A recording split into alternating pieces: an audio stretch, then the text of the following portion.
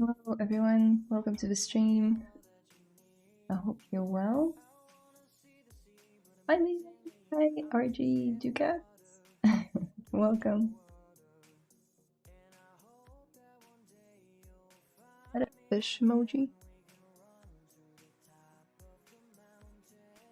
So this is where we stopped last time. I did give her a bit of a poly paint off camera, just to get a better understanding of her proportions, I believe. So yeah, let's get into it. Hello, Anjana, welcome. Let me just pin the chat to the side. How's the music against my voice? Can you hear it?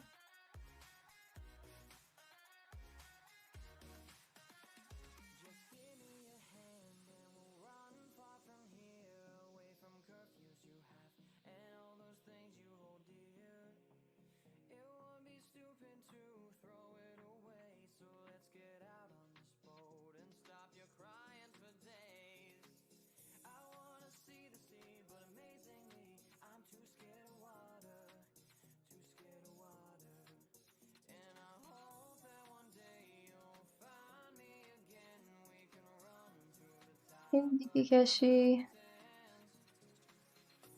Hey Sheriff, hey. Really nice to see familiar faces in chat. Okay, without further ado, I'll just start doing my thing. And you guys, if you have any questions or just things to say, let me know. My voice is a bit raspy this morning. I'll need to drink some tea afterwards.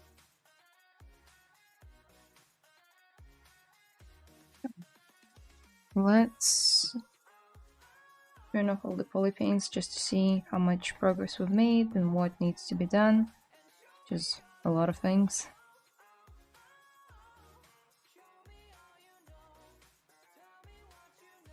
Okay. The music is not loud, voice is clear, it's okay, cool.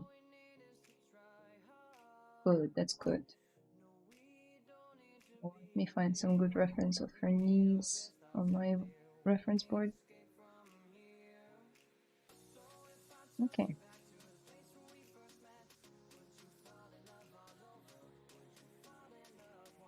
Yeah, I guess we'll start from there. Got this line going down the middle of her leg.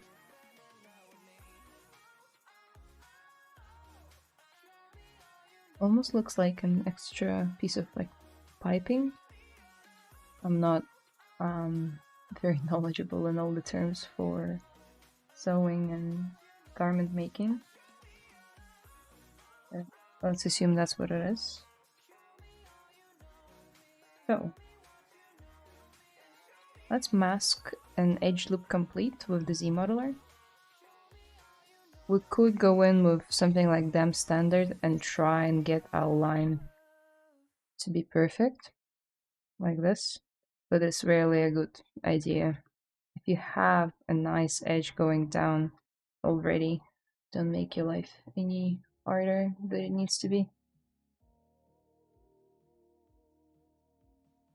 Mask it. Perhaps we'll need another 2 levels of subdivision.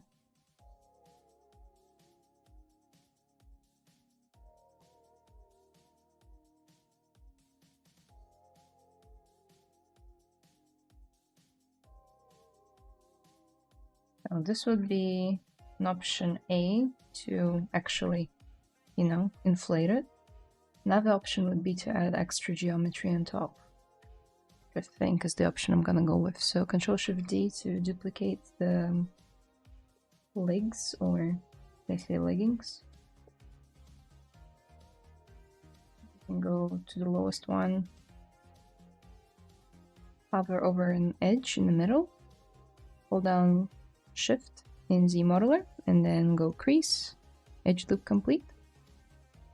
And then you'll put down a crease. Perhaps we can slide it a little bit to be more perfectly in the middle. There you go.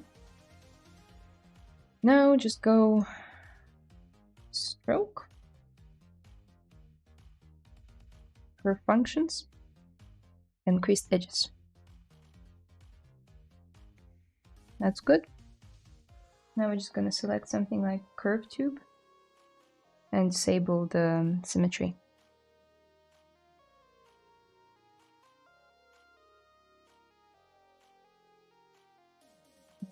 There you go. I'm just gonna isolate this one, delete hidden, mirror and load. And there you go.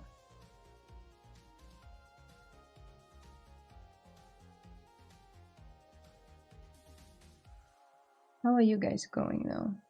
Are you working on anything? Sculpting along?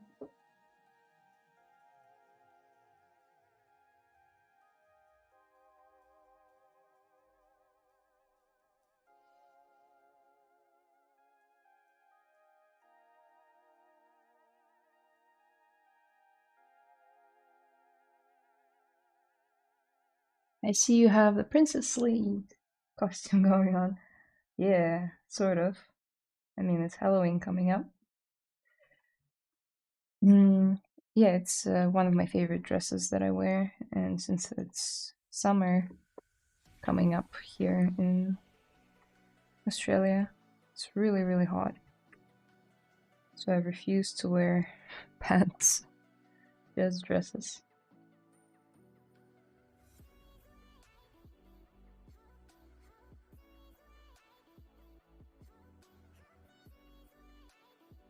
I'm doing well, currently retopologizing and doing test bakes for some props. Ooh, that's nice. I find retopology to be quite soothing, relaxing.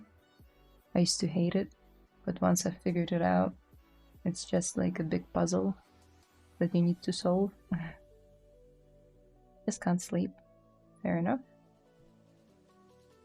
Been there.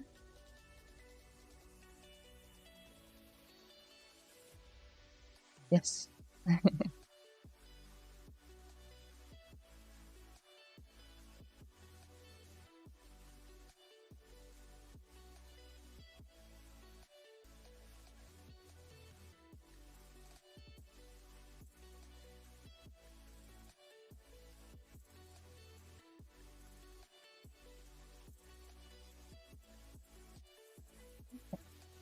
We won't need the, what should we call it, piping, I guess, in this area, so I'm not too worried about what it looks like. She'll need these kneecap protectors.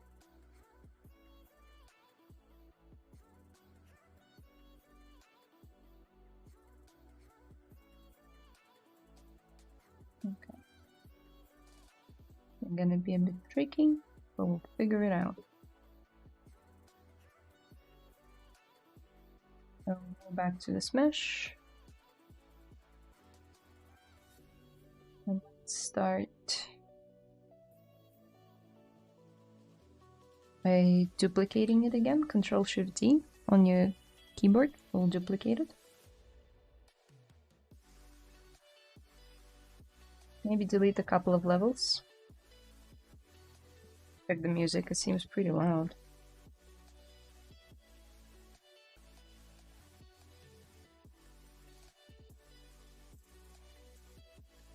Maybe it's just the track. Okay. BT and then O. Or, oh, you can't see it because of my face. I'll try to move out. This one at the bottom. It's called Topology Brush. Looks like this. Grab that.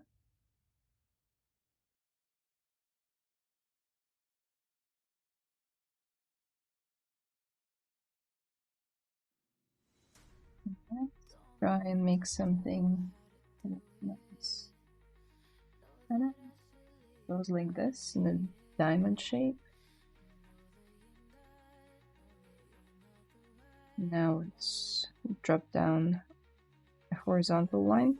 And you see, as soon as I connect the 4 intersecting lines, it starts to create a polygon.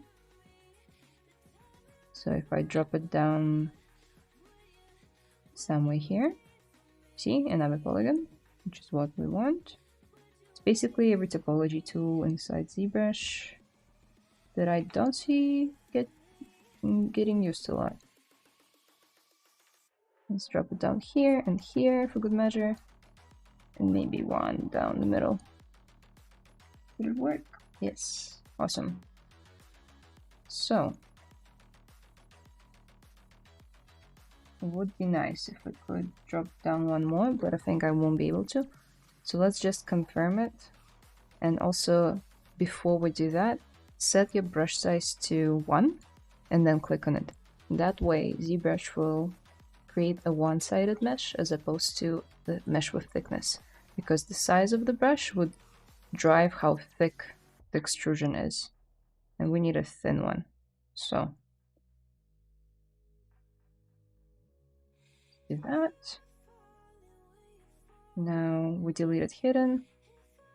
Control dragging on the yellow square in the middle will inflate the mesh.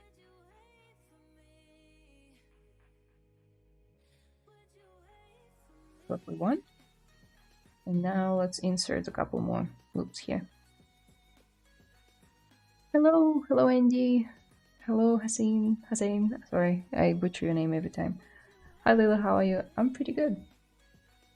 Thank you.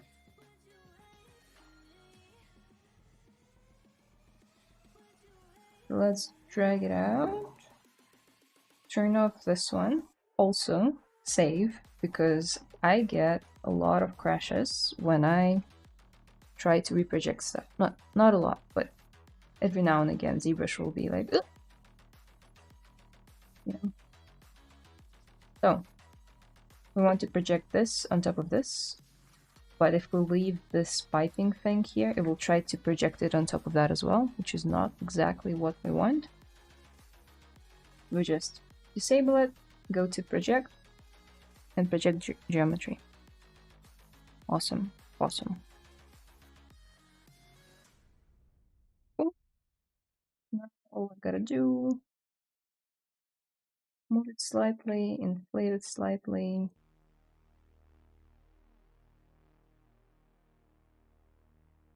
What is the main cause of crashes? It crashes a lot for me too. Maybe the history. No, it's just odd things for ZBrush. Sometimes for me it's the Z modeler, sometimes it's project. I'd say it happens like once a month though for me. Not too often. And I also have a habit of saving every 20 minutes. So, not too bad. I can't really tell you what is the main cause of crashes, just software malfunctions. Could also be that you are working with a very high polygonal mesh, and then you're trying to do some really like heavy operations on your system, and it just can't handle it, so it crashes. So if you have like a weaker PC or laptop and you're trying to do projection from one like 70 million mesh to the other, yeah, there's a chance it will crash.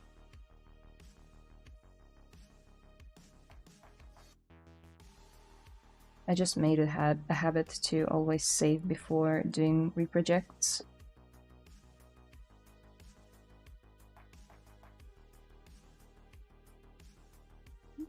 Interesting. Slide it.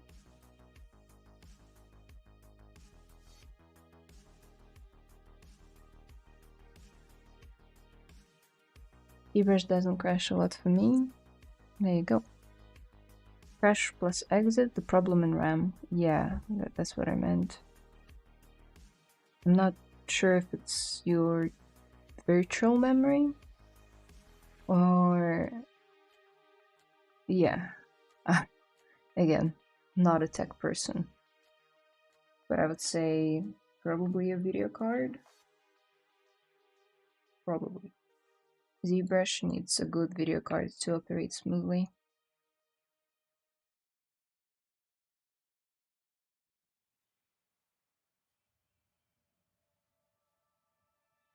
Yeah, I was using ZModeler for the other day, and ZBrush was just like, nope, and crashed. That's the only time it's happened lately, though. Yeah, for me, in ZModeler, it often happens with the stitch brush, where you stitch 2 points together, and sometimes it's just like, can't handle it anymore. I have 64 gigabytes of RAM and RTX 3070, so I really don't know why it crashes so often for me. That shouldn't happen with that setup. It's pretty good. Have you tried uninstalling it and installing it again?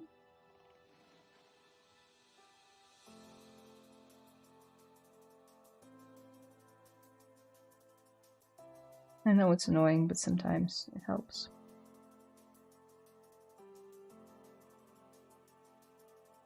Okay, happy with the shape. Let's extrude all polygons.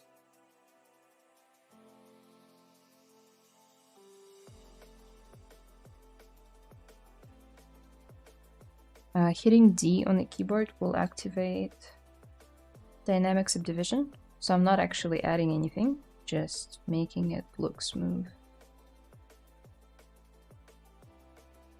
Also, before we do that, I'd like to drop down an edge that goes all the way around the border. So in order to do that, I'm gonna go to edge loop, and I'm gonna set it to 1 loop without any polish. And that's what it does. Exactly what I asked for it. Great. Now let's increase all.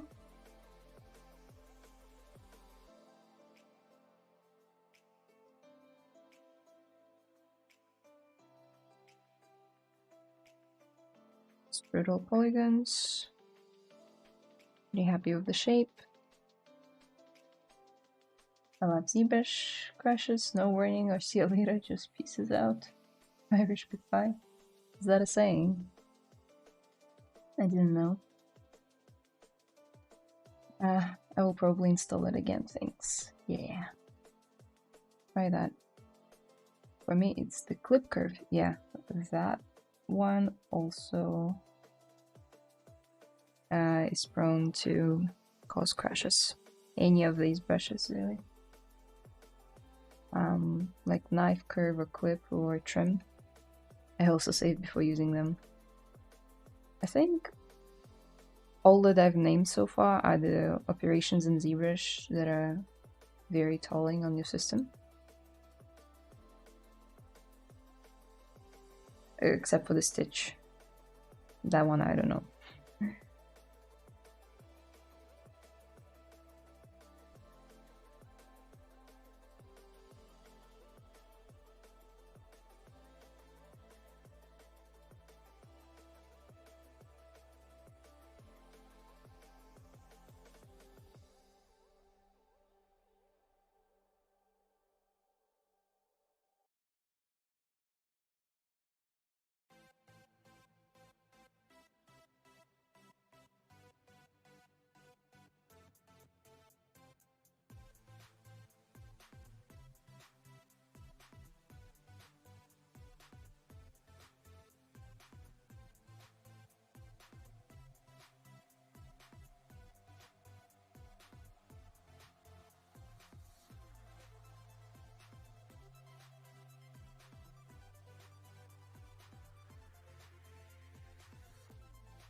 Who's she? She reminded me of something. Old anime. Yes, so she's from Vampire Hunter D. Bloodlust. Her name is Layla.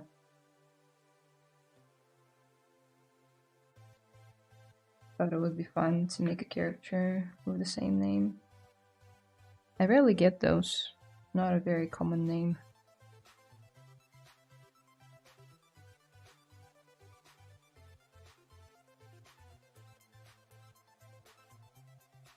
Again, I duplicated the leggings and I'm just masking out the knee protector bits.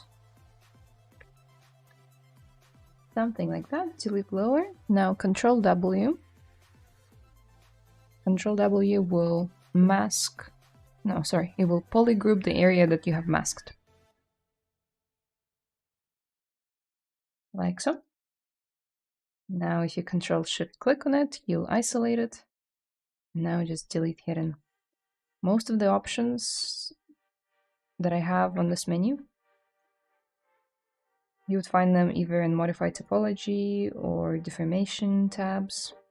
I just have them here for the ease of access. So, going here, polish by groups a couple of times.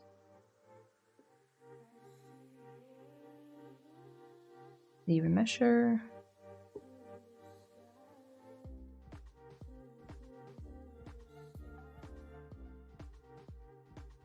Try again, zero mesher, you can do it. Come on. Can't do it. Okay. Let's go here and select slice curve.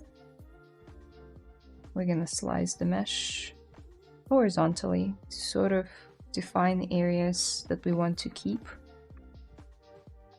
Mirror, mirror, and weld. Now this will help us in zero mesher. If we go here and click on keep groups and set smoothing groups to something small like this, and target polygon count to something like this, and run it again, much better result. You see, it's much cleaner. I just don't like this area, so let's try again. Yeah. Love it. Voila. Something. Yeah, that's good. I think I'll keep this one.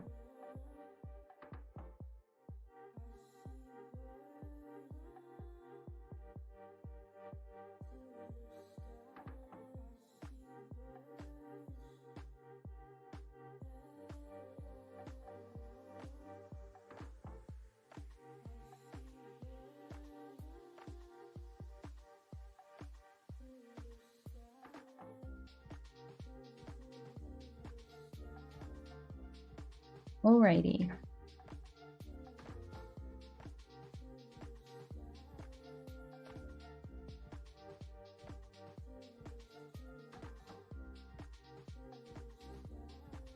If you haven't seen already, I think some of our amazing streamers are organizing a Halloween stream. So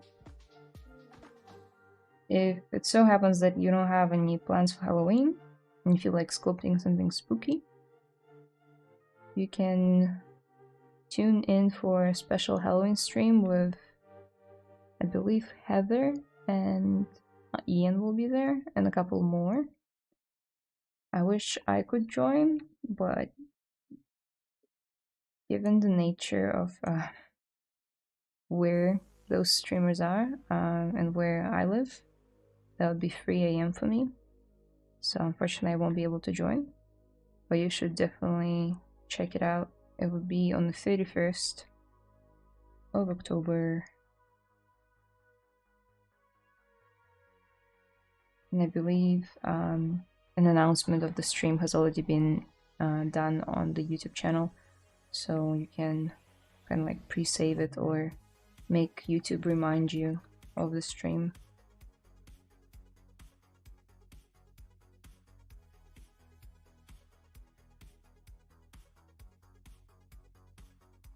Would have been cool if I could finish her in time for Halloween though, but so much work.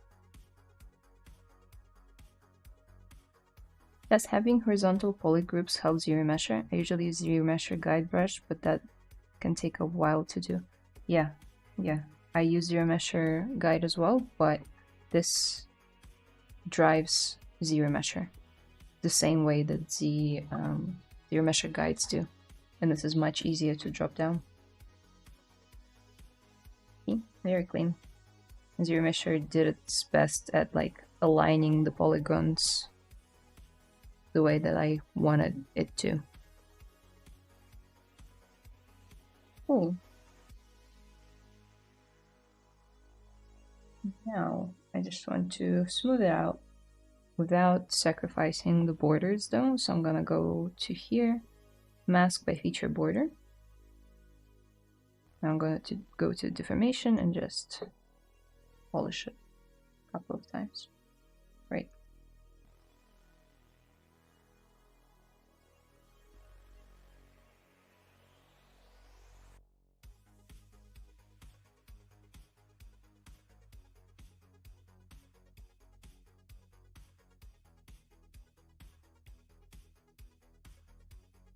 Are you guys doing anything for Halloween?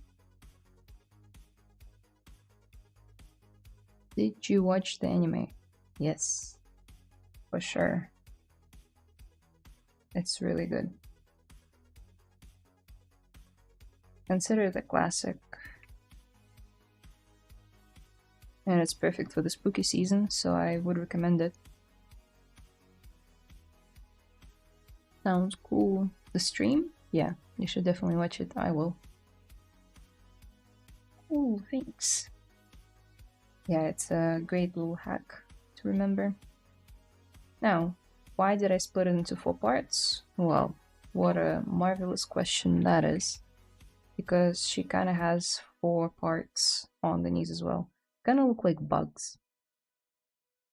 But I guess having them as segments helps when she bends the knee and they can like stretch, I guess.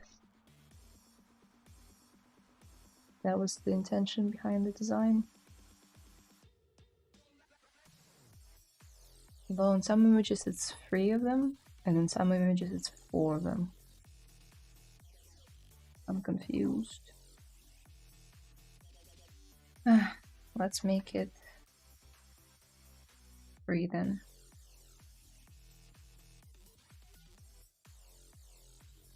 Don't really like this music.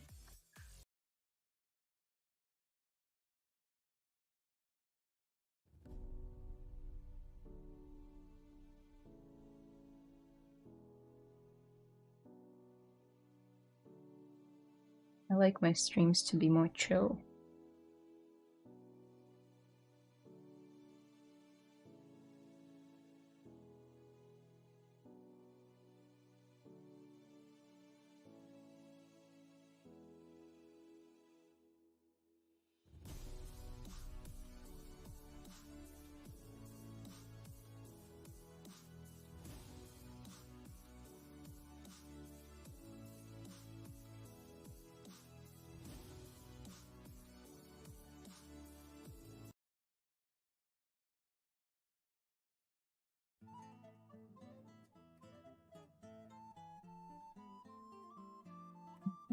Might not be the vibe.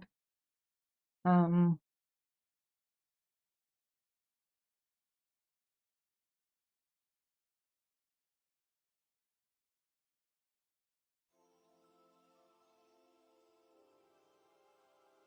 have zero idea what she has on her shoulders, but it's cool. Yeah, same here. I mocked something up last stream, but I love how simplistic yet detailed the design is. Yeah, me too.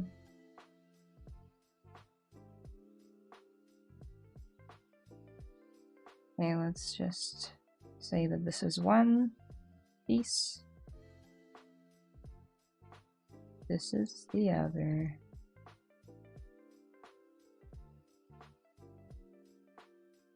And then we're gonna slide some stuff around to make sure that each section is of similar size in width.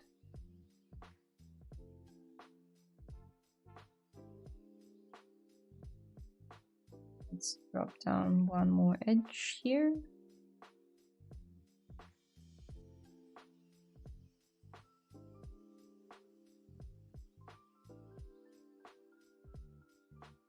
Okay.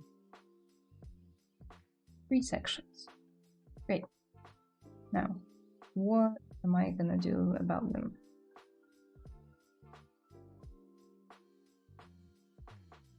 Maybe I'll try insetting them. Inset polygroup all, but with standard turned on, not equidistant, standard. You see, it gets rid of all of those nasty intersections that were there before. when I try to do it with equidistant. Okay, that's great. Let's say I'm happy with this width. You don't need to always like eyeball it. If you click again without moving anything, it will repeat the last action on this polygroup as well, which is what we want. Now we have something of a turtle shell. Extrude. Not all polygons, polygroup all. I can extrude it. And this is what it looks like. Pretty clean.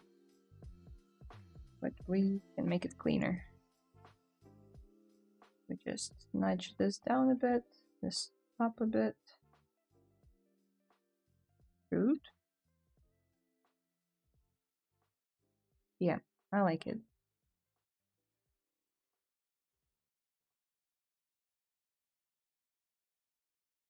Здравствуйте, соскучился по вашим стримам.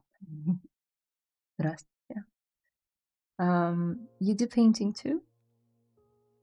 No, I try to. I try to develop my 2D skills as well when I have time. Particularly, I try to improve my character design skills. That would be my goal for foreseeable future. I find character design a very appealing topic. And while not a character designer myself, I think it's a valuable skill to have as a modeler. I really like the 80s, 90s anime style, right? It's great. Maybe on one of the streams we can model her gun. I just looked at it and it looked really cool. Let me show you. This is someone's fan art of her gun. This is also fan art. This looks really cool.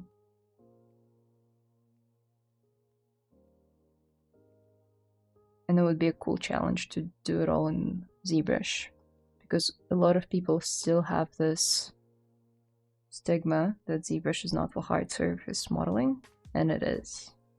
It's great at hard surface modeling.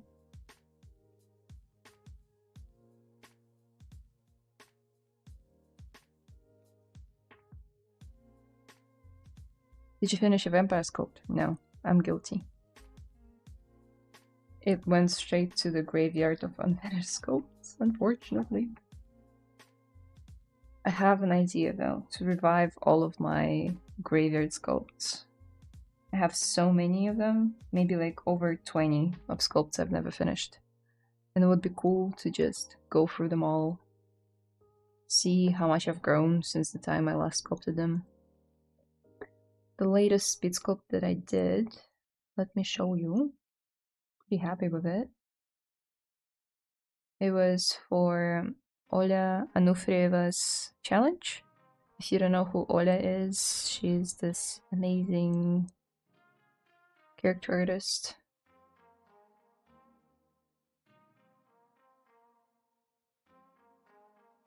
That I draw a lot of inspiration from.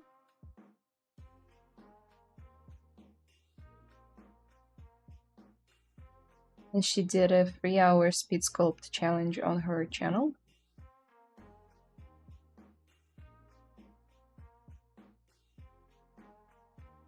And this is what we sculpted.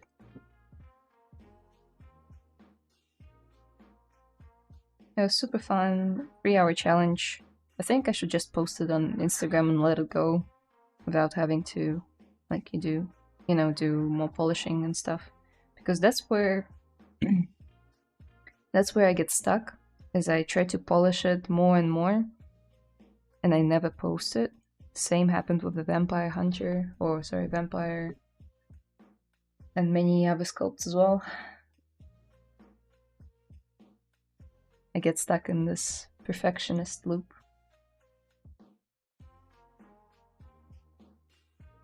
Shoulder pads, armor probably. Could be a cool one for Halloween though. Yeah, that's true. That's very true. Okay, let's continue. This is what we have so far. I think I will project this line onto the pants once they have some thickness. Yeah.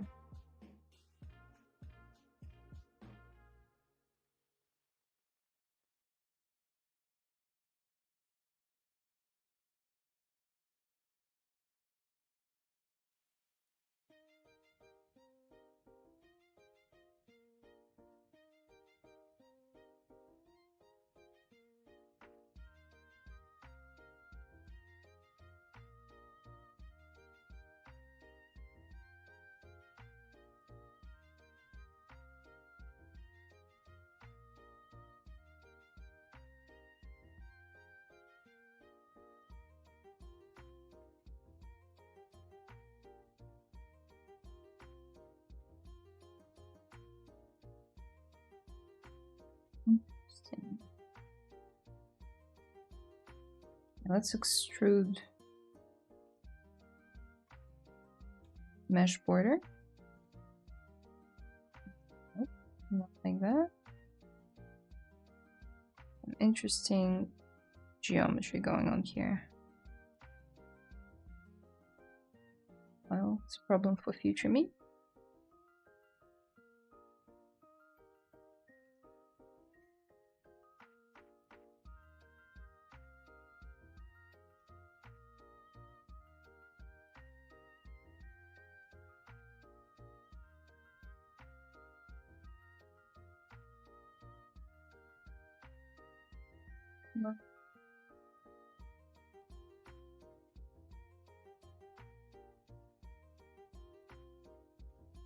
That's fine. Perhaps we could isolate one without the symmetry. Delete hidden. Enter the pivot. Go to this cog thing and bend arc. What it does, it kind of like gives you this deformer. And I just want to bend it back slightly so it hugs the kneecap better. Navel. I can go back and near and weld.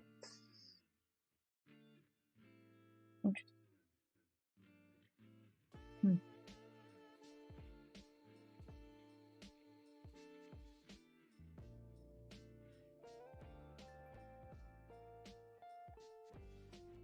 Okay, that's blocked out. We'll return to it later.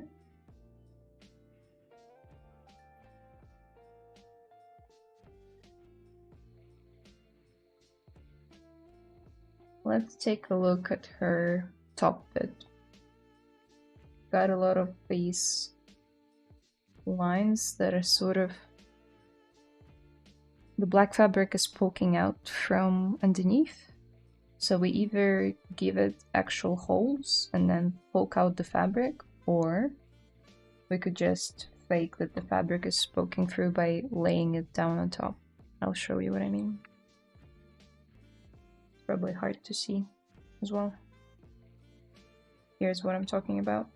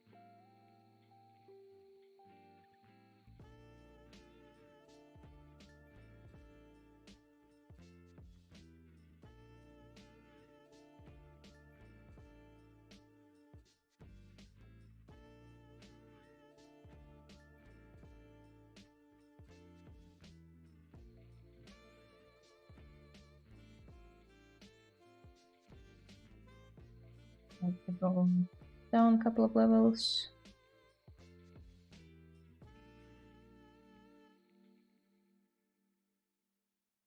slide a couple of loops around.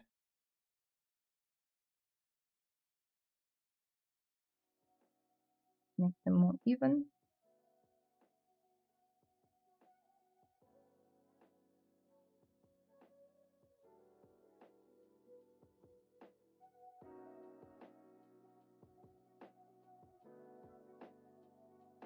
Okay.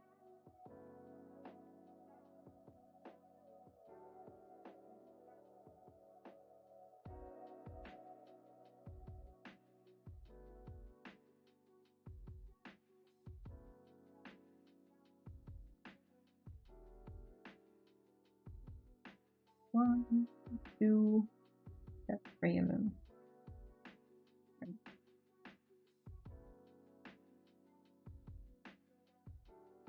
Cool.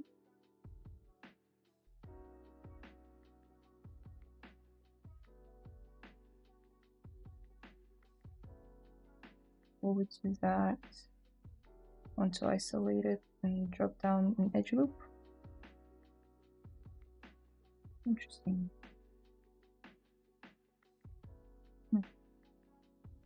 Oh well, then let's delete it.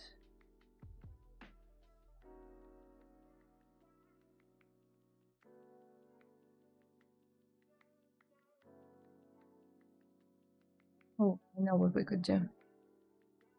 We could insert a polling group all, and that way we'll get this nice little border. And the reason why it's nice, it's because it's gonna help maintain the form when it's subdivided. We would do that. Okay.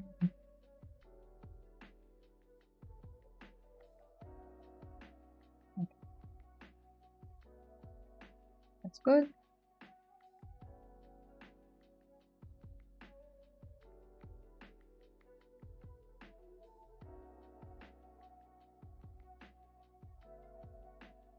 I woke up at 4 AM today because where we live is not sure what it is about the suburb. We have so many birds here.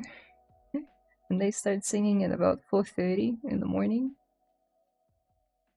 And if you've never heard Australian birds, well, I sort of envy you. They have really funny calls, though. Some of them like sound like screams, like a young girl screaming. And that's something I had to get used to in my first month here. And because I have noise suppression on my mic, you can't hear them, but they're like going off in the background. So if you see me chuckle, that's because of the birds.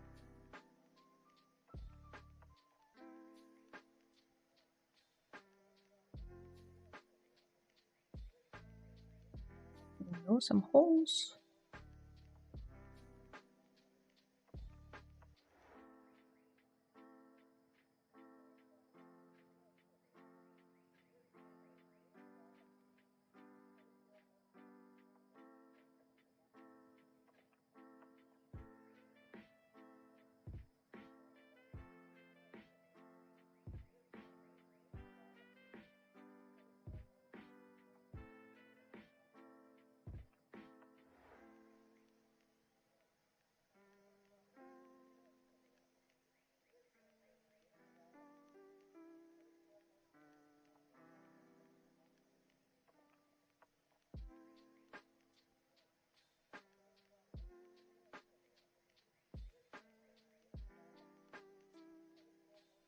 Let's just quickly crease these edges.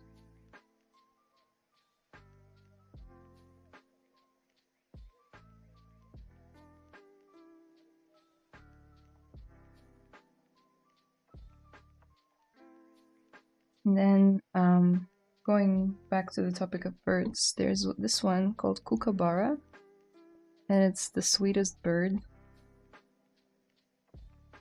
I'm gonna try to spell it correct. Okay.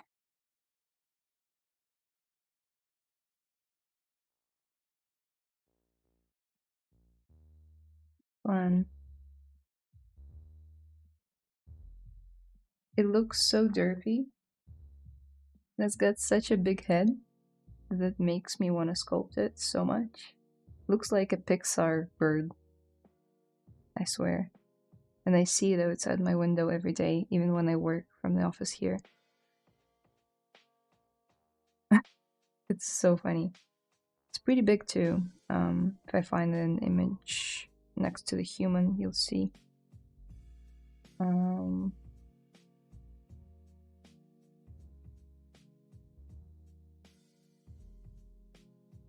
Yeah. Pretty big birdies.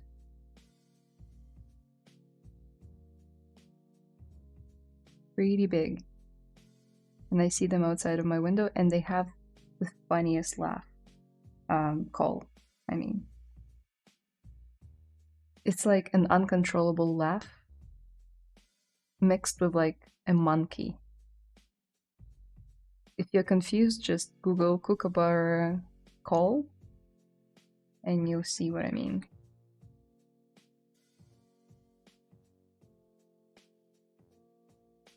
They often sing at night, so this is what I fall asleep to. A lot of people fall asleep to audiobooks and like soothing whale calls or whatnot. I fall asleep to kookaburra laugh.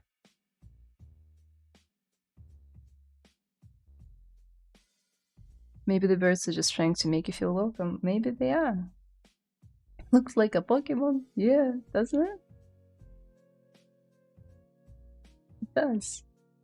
Oh, I've seen videos of those birds. Whoa, they're so much larger than I thought. They're huge. I think they're subspecies or like family of kingfishers. And kingfishers also have giant heads.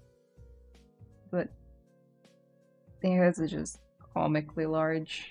They look like Pixar characters. Which makes me want to sculpt them even more. I love Pixar.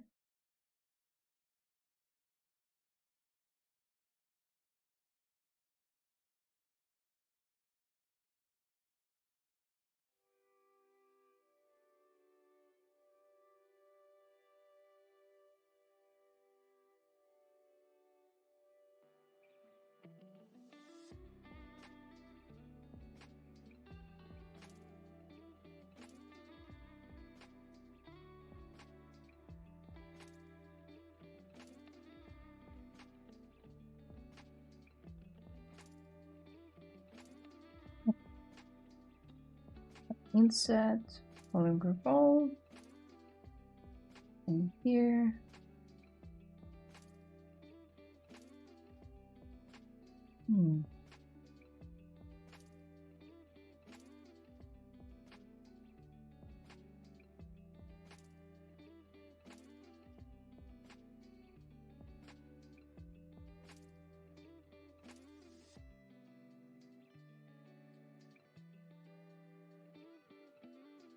Food.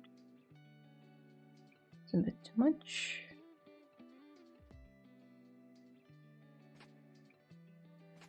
A bit uneven. I don't know if I like it. Hi, awesome purse. There's something in her design that makes her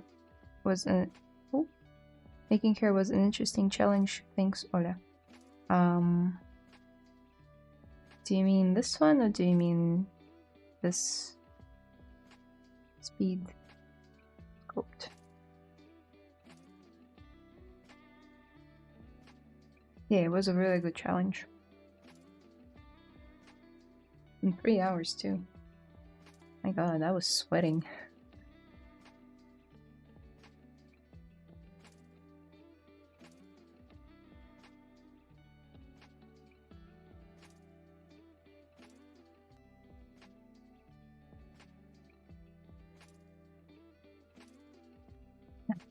How do I want to make it?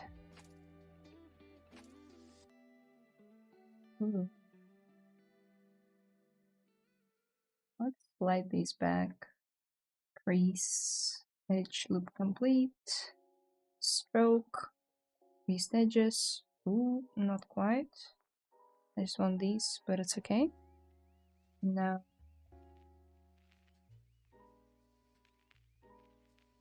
let's do first strap snap without the mirroring on symmetry. Okay, looks good-ish.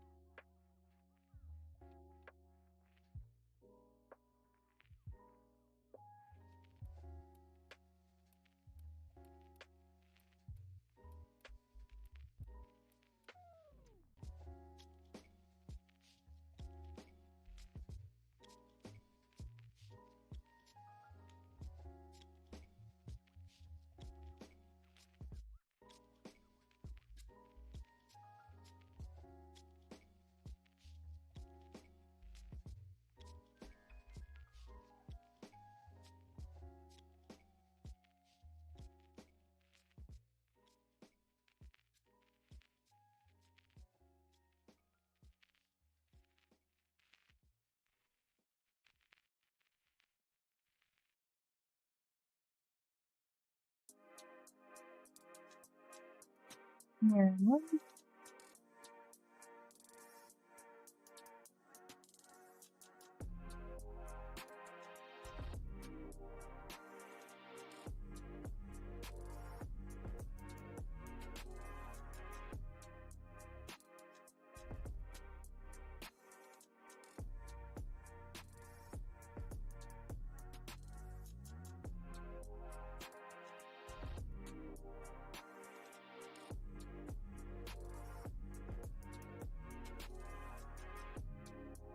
And there you go.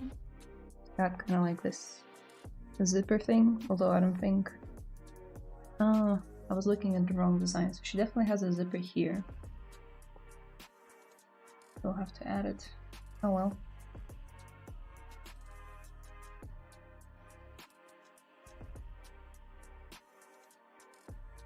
Yeah.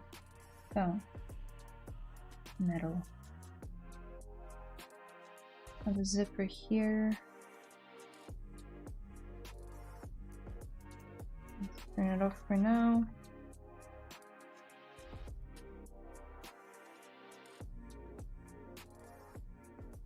And crease all. Let's just crease down the middle. Stroke, crease edges, and let's select the zipper. There you have it. The zipper.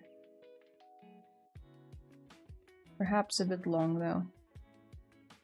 So we might uncrease these two and these two. Stroke, crease edges, zipper again.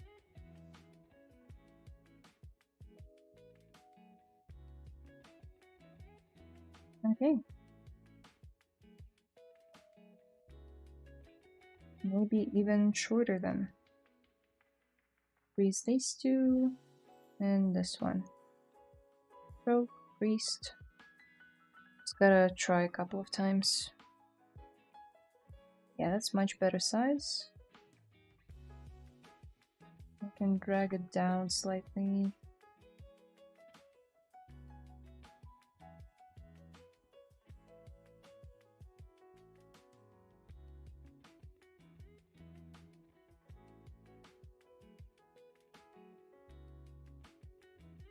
We're hidden.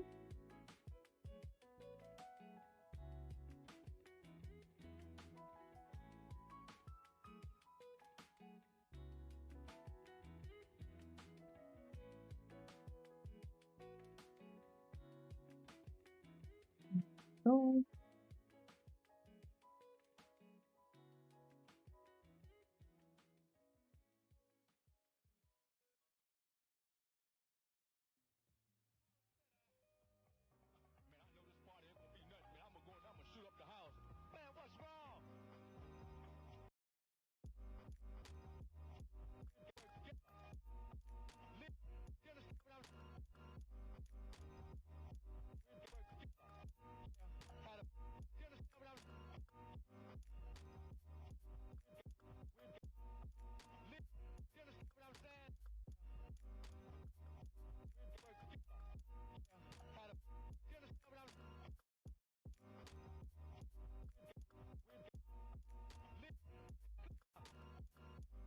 Okay, this is looking better.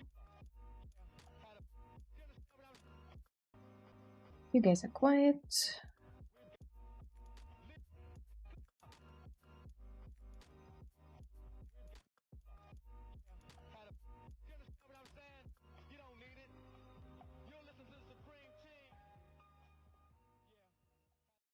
There's something about her face I really don't like. But it's a really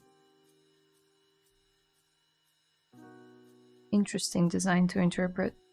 Her face looks great and works great in the anime form. And as soon as you make it 3D, looks weird. Let's try this material and see.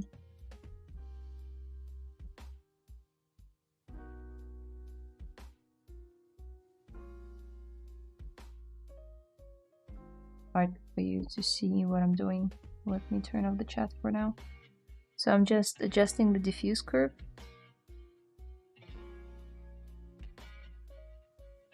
I'm dragging these 2 points to the left, and it's cutting away at how much shadow is gonna be on the mesh. I think this is pretty good. Maybe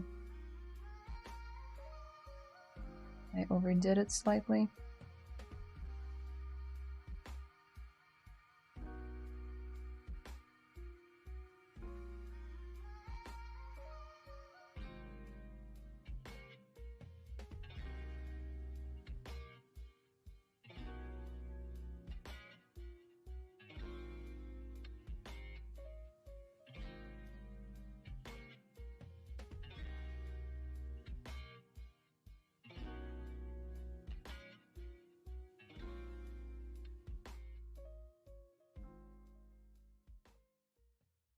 Her nose is so slim in the show. It's insane. If I were to make it in the same way that she has it, it would be like this. But then this doesn't look good, does it? Why don't you use AI to generate 3D model? Excuse me? Cat, why do we not use AI to generate 3D models?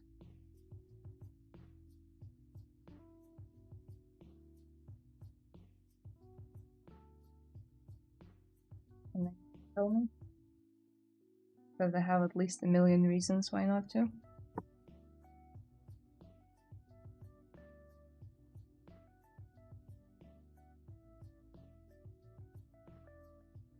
Sculpting is way more fun, lol. One of them, yes, big one.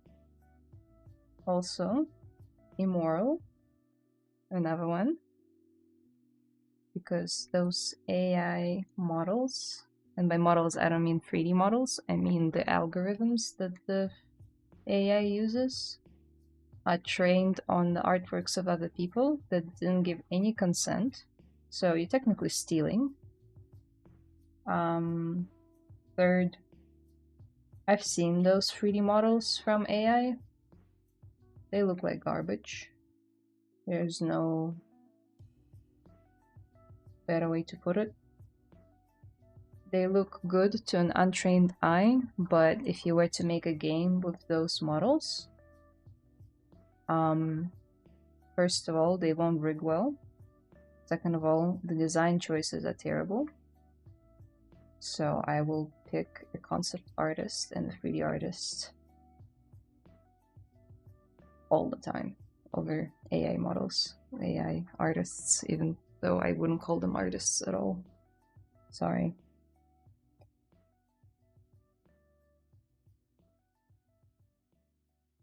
Prompt typers.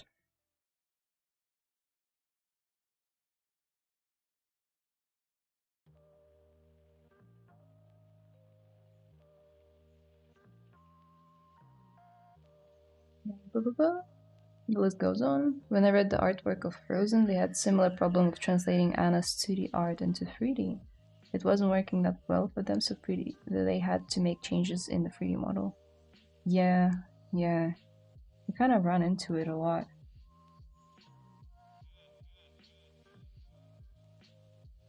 With 2D to 3D character translation. You need to make very calculated decisions. Which, by the way, AI can't make. Yay! We can give it a prompt, but too much guessing. It's kind of like ZBrush, right? You can kind of guide it, but it's only gonna give you, like, get you part of the way there. If you really want a good model, you gotta keep on sculpting, using Dynamesh, using your judgment, using all the brushes, using references, you know? I know some studios use AI as like a starting point, and then they still give it to concept artists to refine.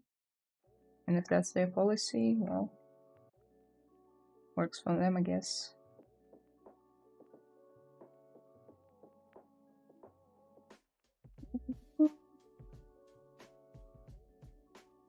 I have a feeling the question was rate low, but maybe. Got me talking though, I don't mind. But Layla, I also chose her on challenge by Ola and left her in the table because someone said that my interpretation doesn't look like she can be assessed. And bid back asset. Oh, okay. So somebody said it wasn't good? That's rude. I'd like to see it though. We have a Discord server, if you follow the link down below. I'd love to see you, Layla.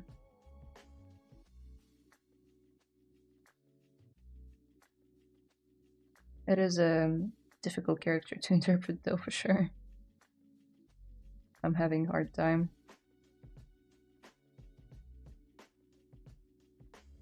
AI models suck pretty much, but even if they didn't, all you're doing is cleaning them up, which is extremely not fun. Yeah, I agree. Okay, I got you. You have a long list, big to say no AI generate 3D model. I got you. Okay. Well, it just got us talking, so we're talking. Yep, one of my instructors worked on Tangled, and he was saying they created about 20 different versions of Rapunzel until they got the one that worked in 3D. Whoa, that's so cool. I'd love to talk to people who worked on Rapunzel. It's one of my favorite 3D movies from Disney. Not Rapunzel, Tangled. Looks nice. Love the NPR style. Yeah, I was just checking what it would look like. And I'm like, oof. That one's scary.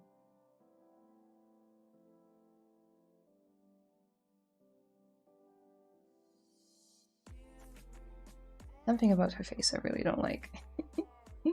But I can't quite put my finger on it. Is it like a sharper jaw? Maybe it is like this. What do you guys think? Just like smaller face?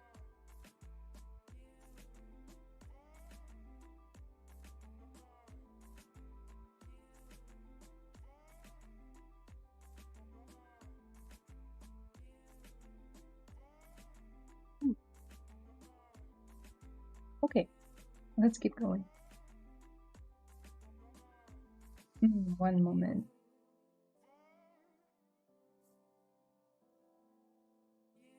Yeah, maybe at the end of the stream I'll show you guys what everyone did for Ola's challenge, because everyone was sculpting Vampire Hunter D characters, and I'm just like a couple months late. Yeah, I managed to get him to show me a bunch of the early models from Tangled and Rapunzel and Mother Gothel. I was nerding out a little bit. I would give a lot to see them. But I'm guessing they put some in for the art book, right? Because every movie that they make at Disney and Pixar, they create an art book for it as well. I just don't have the tangled one. Maybe one day.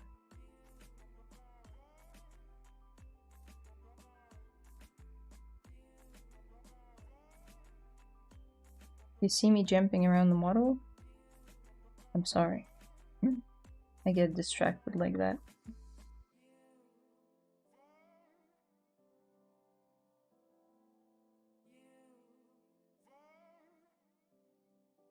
I think I see the problem you're facing. She looks too elegant, like a princess face. Yeah, perhaps. It doesn't have any expression though, so she might look a bit innocent, but if we were to do, you know, facial expression, she would look more fierce. Yeah, I don't know. Maybe her hair needs to be spikier.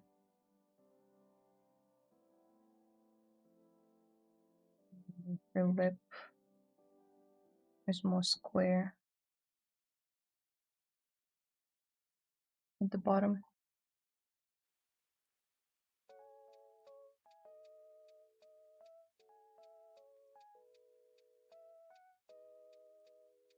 Let's switch to flat color. Sometimes it's easier to see it in flat color when it's just no material information, no shade information, just this. Okay. I think I see it. It's the sharpness of her nose.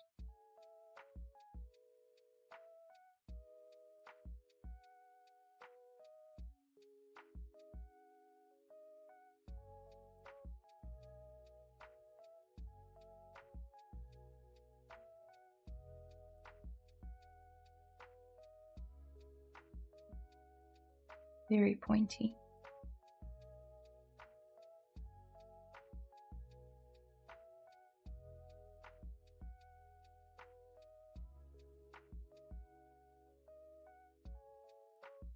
Ooh. And maybe just making her slightly bit more pale.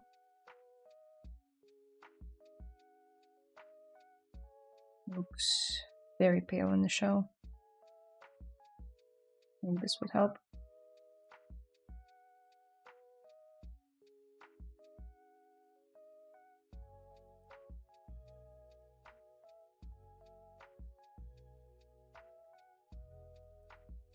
I like her face. It's like a cutesy version that you did.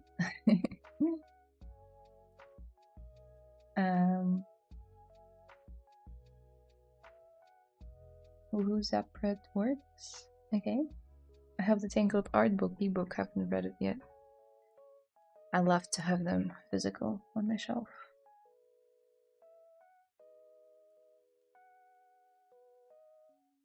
I don't have mine yet though, otherwise I would have shown them.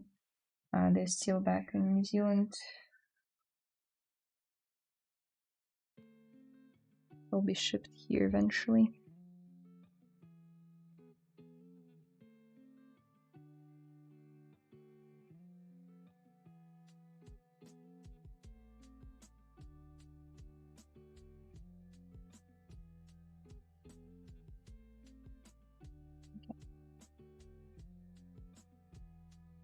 The Tangled art book is great. It's basically an art of Glenn Keane and Jim Kim art book, as it has a ton of their sketches in it. Ooh.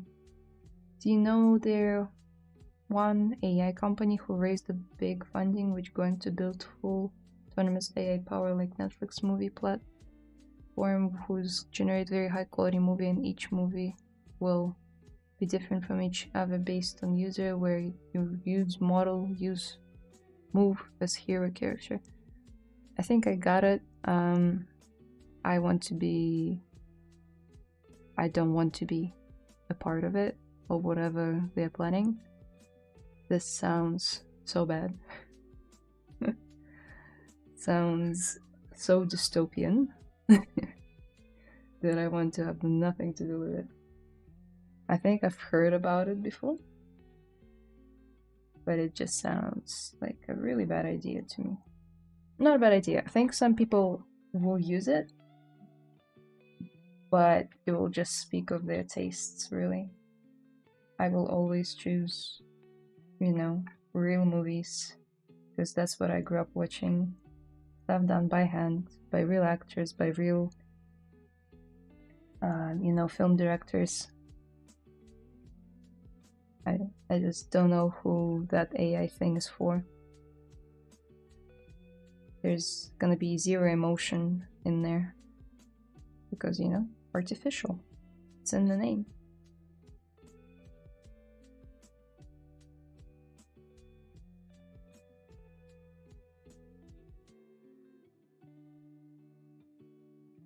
I think I want to make her eyebrows darker. Too dark.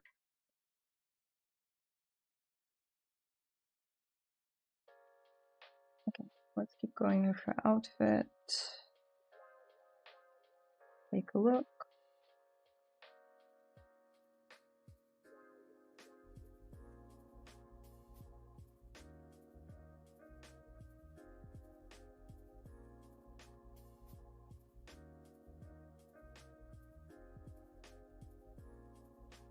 The jacket needs to be bigger.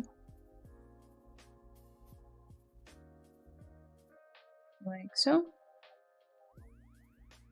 Or not jacket, sorry, collar of her jacket. My brain is elsewhere.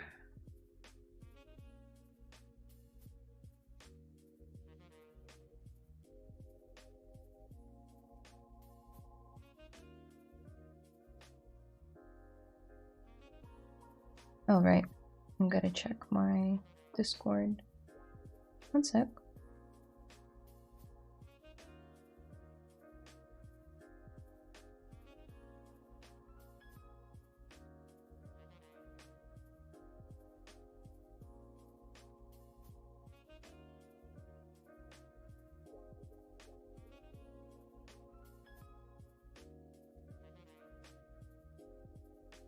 Did you ever end up sending the Layla sculpt? Can't see it.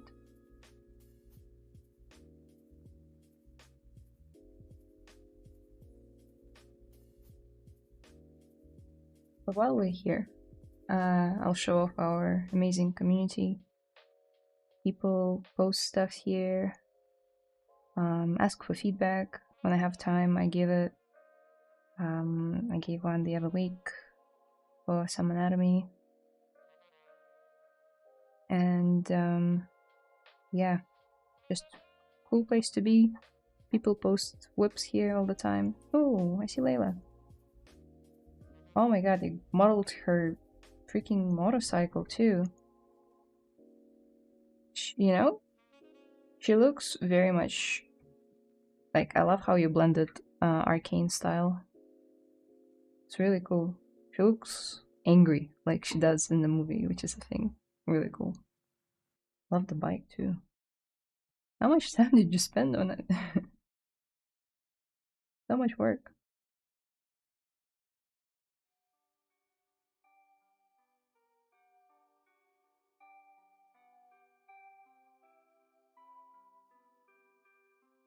I think Miyazaki said something like that AI is humans losing confidence or faith in themselves to actually create. Whoa. That just hit something in me. I agree wholeheartedly with Miyazaki then.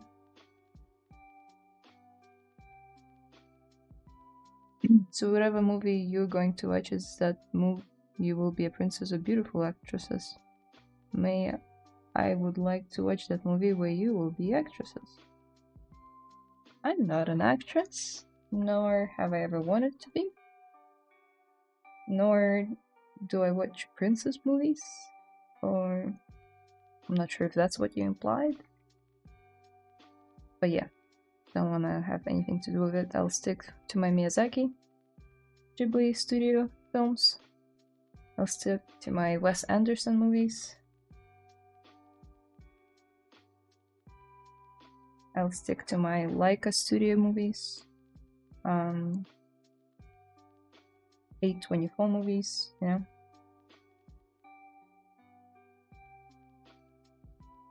I lost some symmetry in here. So you don't need to mirror and weld all the time.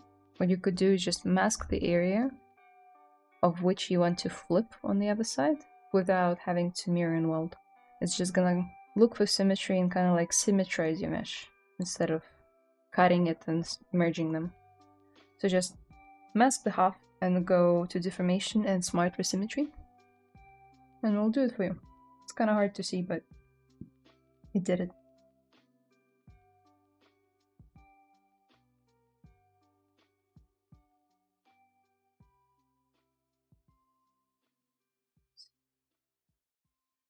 Ugh.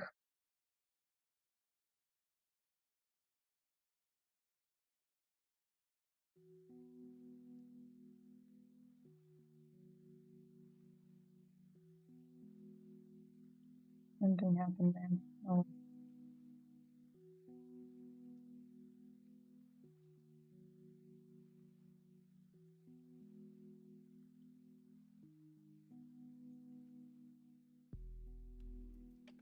Cool. Restored the symmetry. Let's keep going with the jacket. I think I'm gonna pin my hair up because of how hot it is. It's gonna be 30 degrees today here, I think. And it's only spring.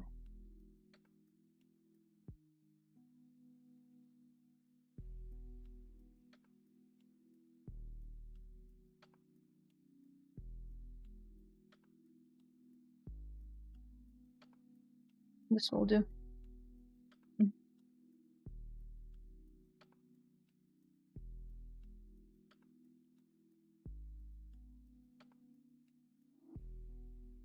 Honest, I like AI, but at the same time I'm worried so many humans will lose their job. I like artists, but I'm also bad at art. I don't think humans will lose their jobs. It's in our nature to create with our hands and minds, and typing in prompts is a very limited way of using our hands and minds. I do not think that we will all lose touch with art and we'll stop making it. I don't think so. I think there will be a lot of AI slop. There already is with Sora, but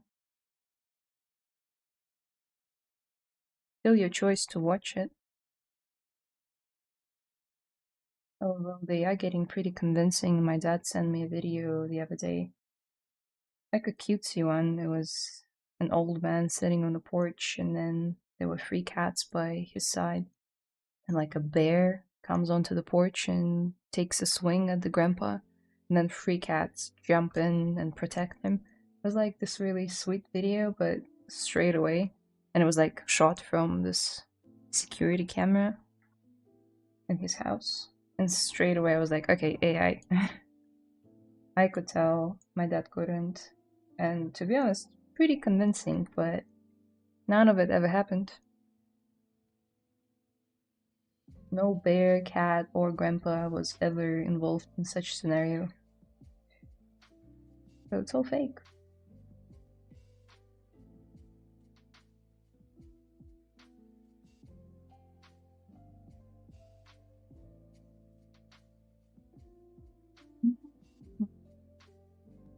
How do you pose afterwards? There's this thing called Transpose Master. You could use that. So you T-pose mesh. It sends all of your subtools into like a separate, not folder, but like separate file sort of thing. And then it combines it all. So now you can mask it and like pose it manually. It's the cheapest way of doing it. I'd say gives you a lot of control, but also takes a lot of time. Now, the way that I've been doing it so far was with Character Creator 4, which is an awesome software that has a bridge between there and send it back to ZBrush. It's not free, but it was an investment that I made a couple years back, and that's how I pose my characters.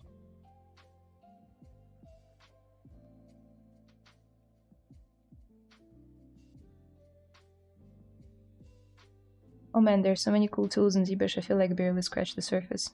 I've mainly stuck to messing around with organic sculpting.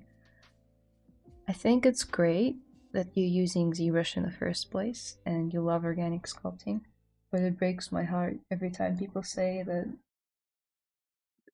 like that they can't do this and that in ZBrush, and I'm like, no, you can. The tools are right there. Please use them. That's really the reason why I'm here. Not to just ramble on about AI and funny looking birds in Australia, but to show you guys why I love this software so much, with all of its crashing and downsides.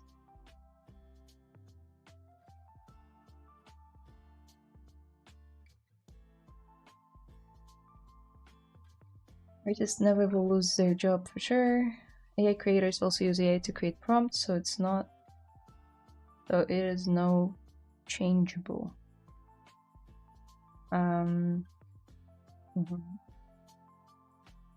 You're talking about ChatGPT. Okay, what's your favorite brush? Like of all time?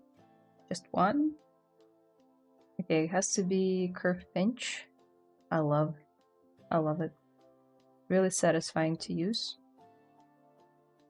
Let's say I wanted to deepen this dent here. Drop it down. And it creates this perfect pinched area. Let's say it's good for cleavages of characters, wherever they may happen. Doesn't always have to be here or, you know, at the back. Can be sometimes like under armpits or in like tight spaces where maybe folds are created on like a thick leather jacket. So I can see a lot of purposes for curve pinch and I love it.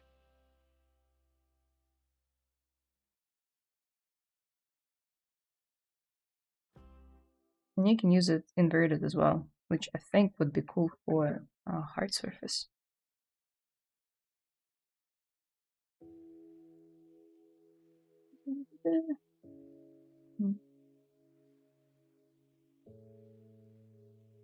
So Timberland, the music producer, was trying to push the idea of his AI music artist, and in every video she looks completely different, and also the music is so bland. Ugh.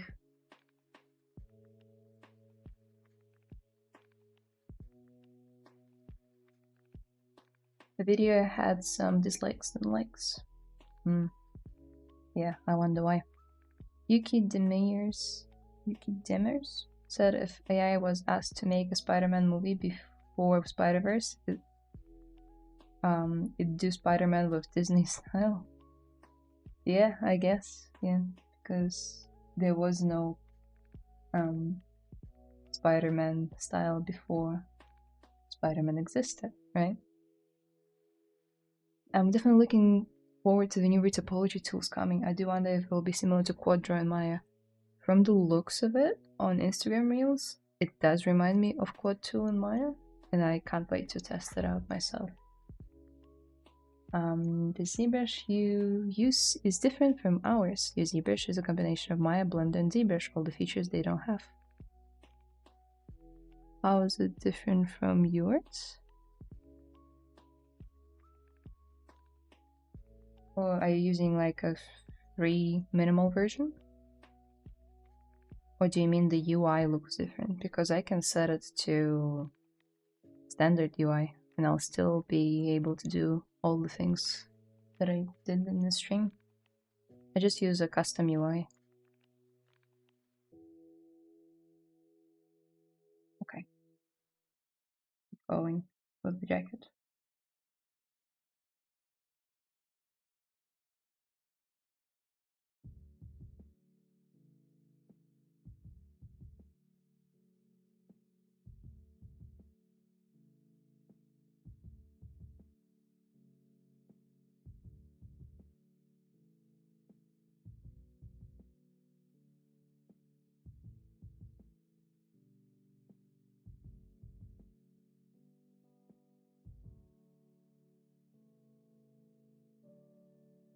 Hurts I had it again. Oh man, I wish you could hear it. It's like I'm in the jungle.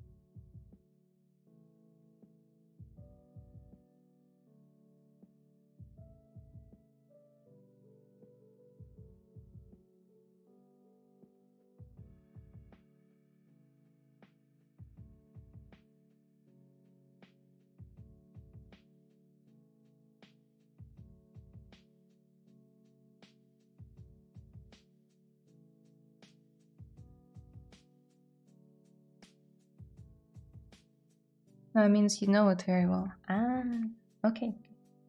Thank you. It's really nice of you to say. I'd say I spend most of my time in ZBrush out of all of them. Obviously, I still use Maya and Marmoset and Substance and Unreal, but ZBrush is my favorite of them all.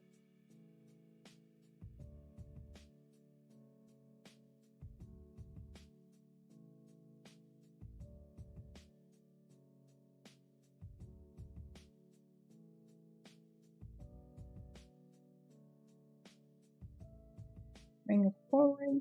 Don't forget to rotate around your model so you don't tunnel vision and you don't like focus on one view too much. Then you turn around and it looks really bad from the side view. Just like it did here with the jacket for me. That's what we want.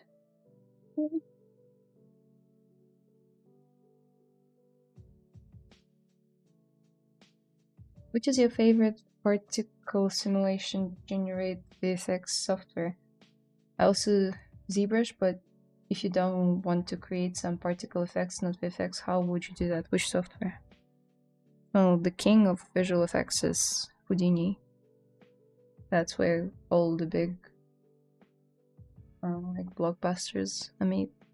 All of the explosions, tsunamis, tornadoes, blasts, fires, just everything with effects really is ZBrush most of the time. Oh, sorry, ZBrush. Houdini. ZBrush is not a visual effects software. Sculpting software. And a lot of other things too.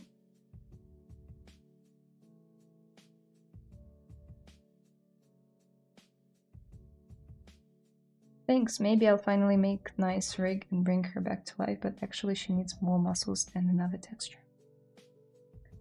I would say you bit off more than you could chew, because you were only given, what, like 4 weeks? Maybe 3 weeks, I'm not sure. It's a lot of work, and arcane style is very demanding of attention to detail, so it's a lot. I applaud you, because no easy task. If I could give you one advice, one piece of feedback, would be that her head is a bit too big. She looks a bit like a caricature of herself. So I would make her head maybe 15% smaller, and then she would look proportionally more correct with her very slim body. Or make the body 15% bigger, you know? Whichever one you choose. That would be my feedback. But yeah, you modeled the whole thing, my god.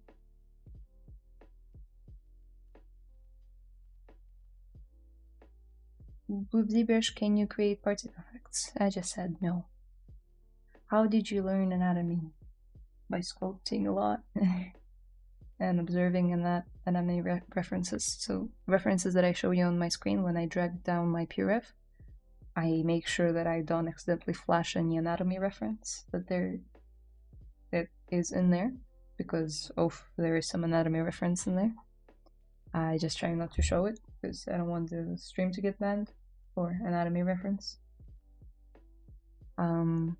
Yeah, just I'm no master of anatomy. I'd say I know it very shallowly, so I'm still learning. Okay, I talk a lot. ZBrush is super beginner friendly in my opinion, and the thing that makes it awesome. I agree. My partner actually picked up ZBrush for the first time 2 weeks ago. He's never sculpted before.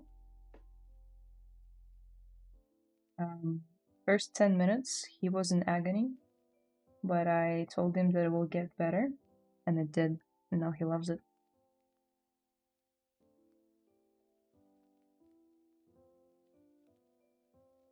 Really fun to see him learn about all the little things about masking and polygroups and what all the different brushes do.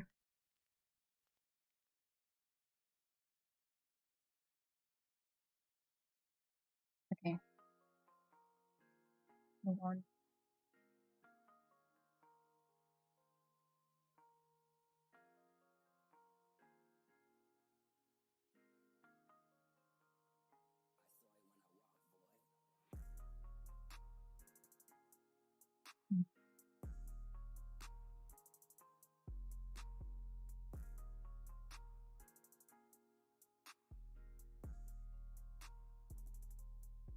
Oh, let's go. ZBrush is so fun to use, right? Right? And it only took, well, like 7 years of convincing him to try it. But hey, we're here.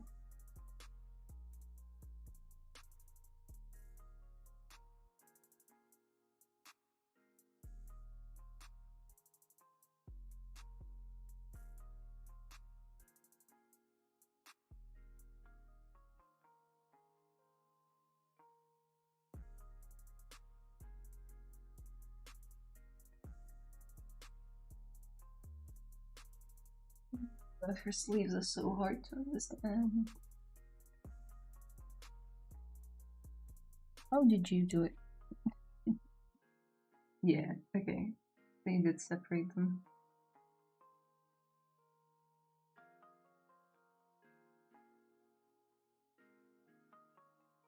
I'll do the same.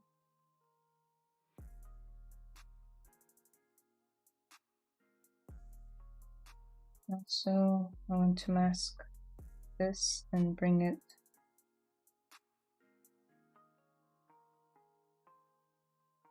forward a little bit.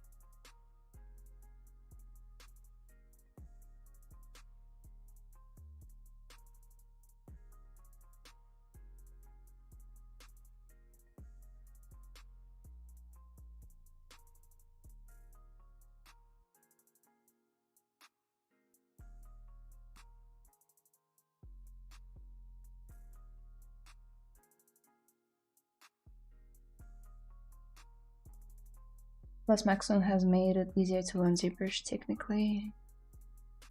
That's right. So many streams for you guys to watch if you want to learn ZBrush.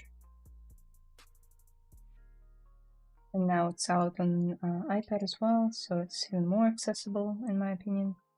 Not everyone has a beefy PC, but some people have iPads for drawing and Procreate, let's say. And ZBrush is just a, you know, fun way to spend your time on the couch doodling, but instead of using 2D medium, you use 3D medium. That's I believe that's an easier entryway into our industry for people just to, you know, have fun with it first and then realize, oh my, we can actually make money doing that and do it for a living and have fun while doing it. I'm all for it.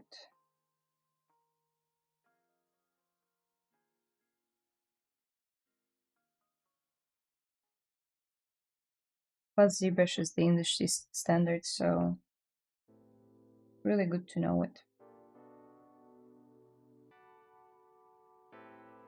If this thing starts happening to you, where meshes disappear every time you make a move,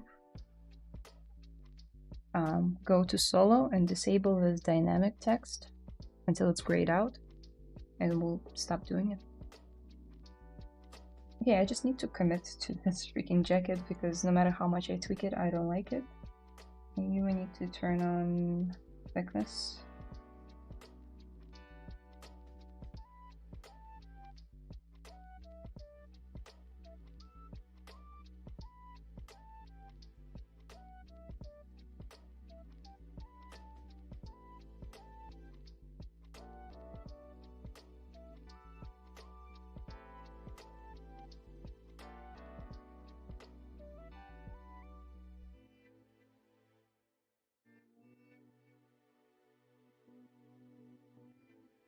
Just for fun, did you make your 1 3D characters in ZBrush? Your 1? Your own, you mean? My own. Yeah, most of the time I work with concepts because again, I'm not a character artist. Sorry, not a character conceptor. I'm a character artist. So it's pretty technical as a position. I like to figure out what other views of the character look like. So just when working with like a single front view, I like to design the back and the sides for it, but that's as far as it goes usually.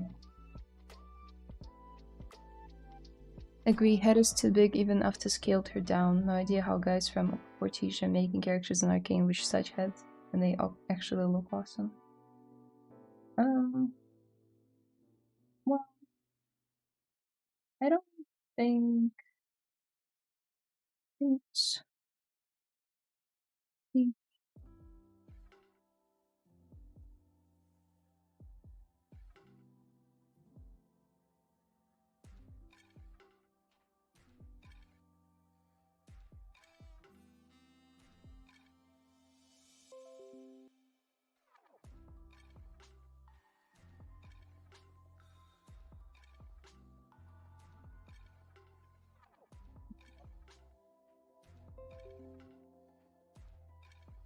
We'll like to measure it. I'm just gonna measure it with my stylus, okay? It's 1, 2, 3, 4, 5, 6 and a half. 6.5 heads for Jinx, which yes is below the normal human proportions.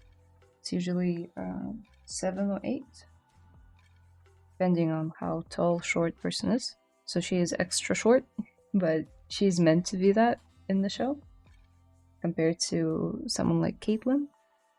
I'd say it's still proportionally feels natural, you know. I think perhaps in your case it's the body that's looking a bit too skinny. Her body is much wider, you know, on average. And it works well with the size of the head, whereas your body was much thinner from the screenshots that I could see, or renders that I could see.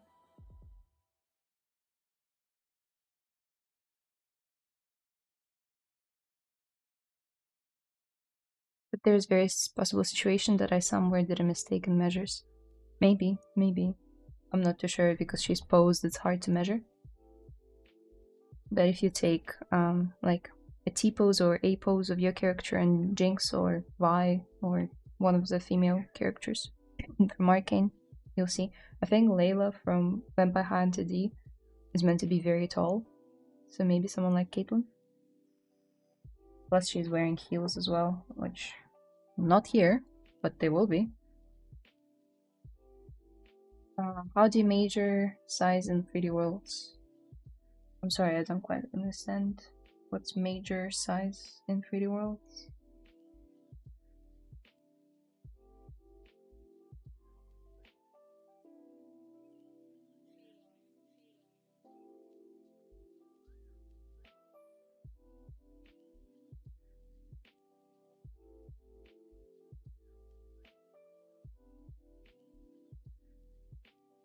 What major metrics to use calculate size, like how talk 3D character?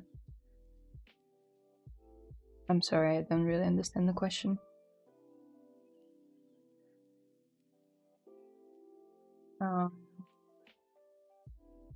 Major metrics. My eyes. I use my eyes to calculate size. Sometimes I paint over it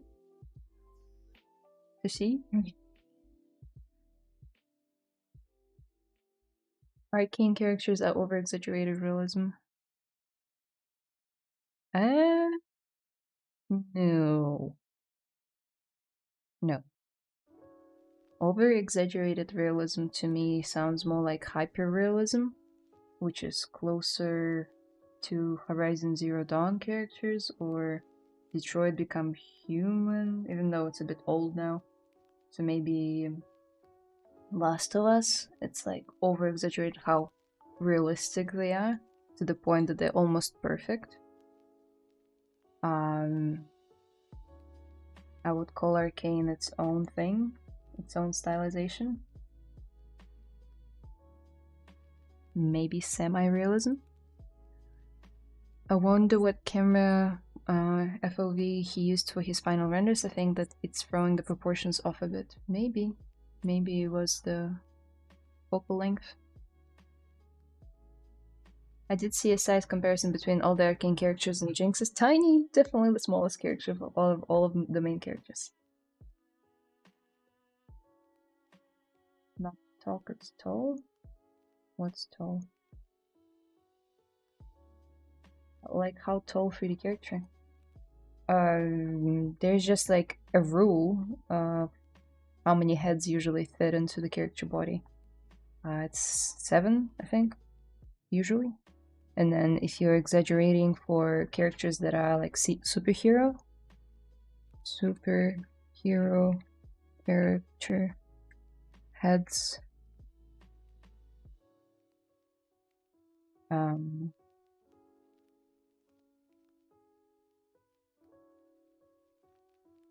yeah.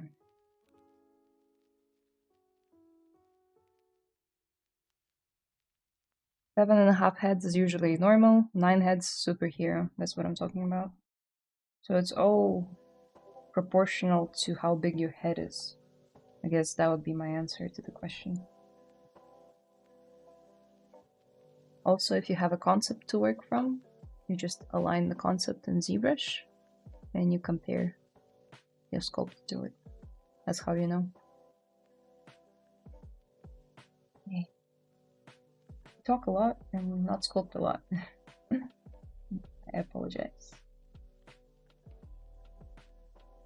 A lot of questions today though, which makes me happy. I'll add some straps.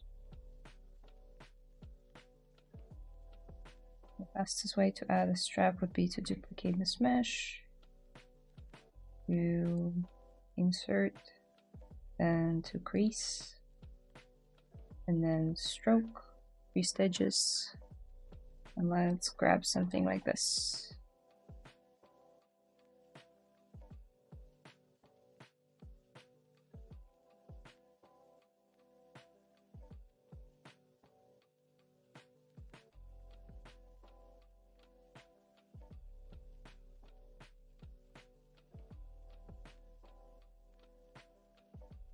Noticing that these sleeves are slightly bit longer.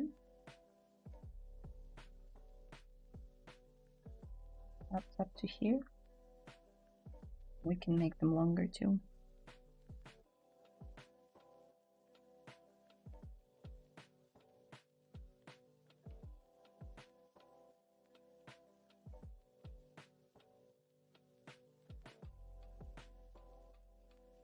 I don't know if I like it though.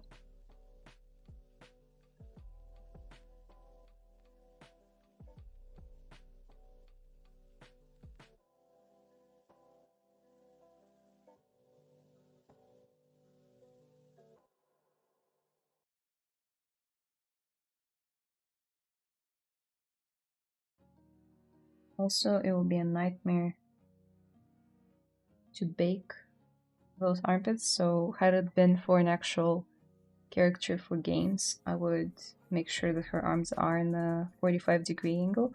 They are not right now. It's not a 45-degree. It's not an A pose. I would either spread them like this or even into a T pose.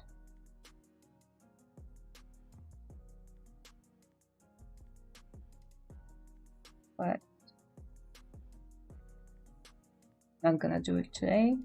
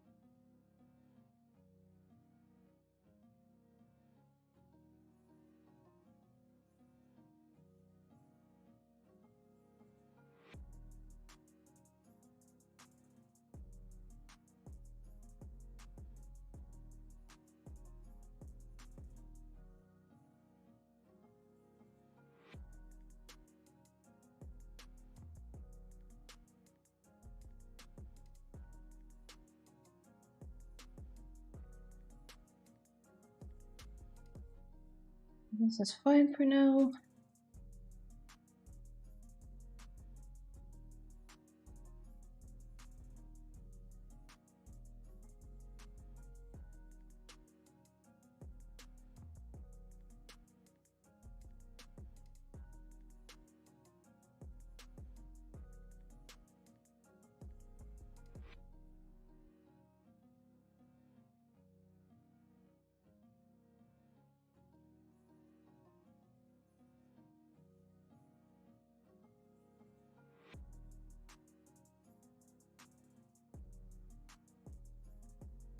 Before I do that, let's save.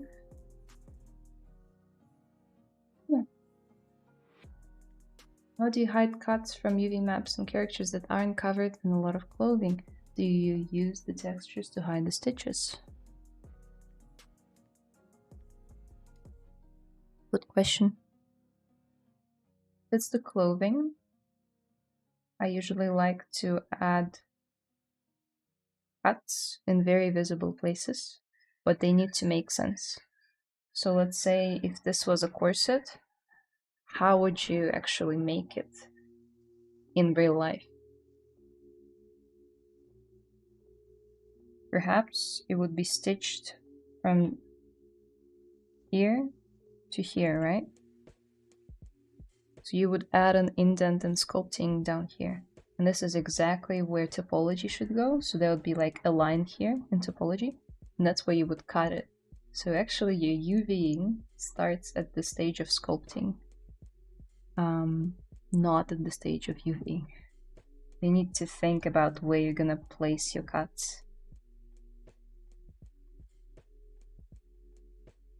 If there was like a very visible seam down the middle of this corset, which I think she does have, I would place it here. I would make sure there is a good sized dent down the middle, like so, which would signal to the viewer that this is indeed two pieces of fabric stitched together there. I'll cut it there. So that's for the clothing. For the body, you just do your best. Usual rule of thumb.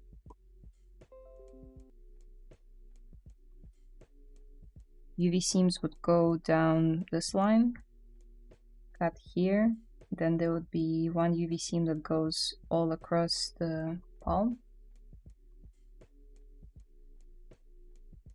Or, yeah, excuse my drawing skills. So that would be 2 UVs, one for the front, like the top and the bottom. This would be a cylinder cut here. No need to cut here. Here. We just unwrap it and it becomes a rectangle. Then for the body, it's different. if you show front piece of the stomach, then I don't know, cut at the back. If you see a lot of the back, cut at the sides. There's like no concrete rule on how you should cut the torso.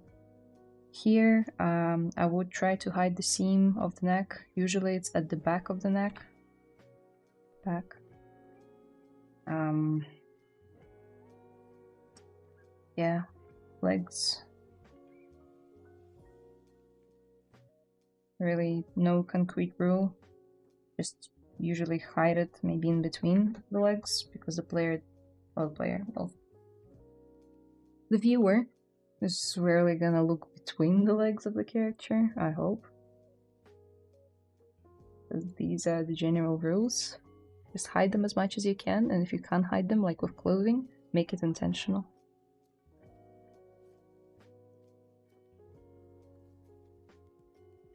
Send the images of orthographic view. I see. I think she looks even bigger with the hair. It adds a bit of volume, so her head looks even larger. Yeah, I think her whole body is a bit too skinny. She's a muscular lady.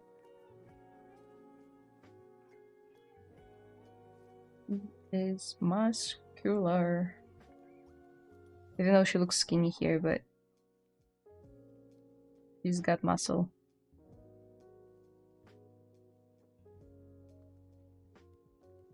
She's got a lot of muscle.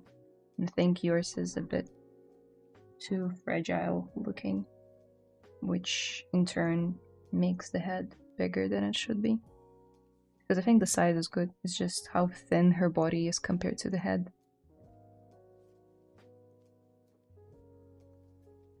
Yeah, if you want, I could paint over it after the stream.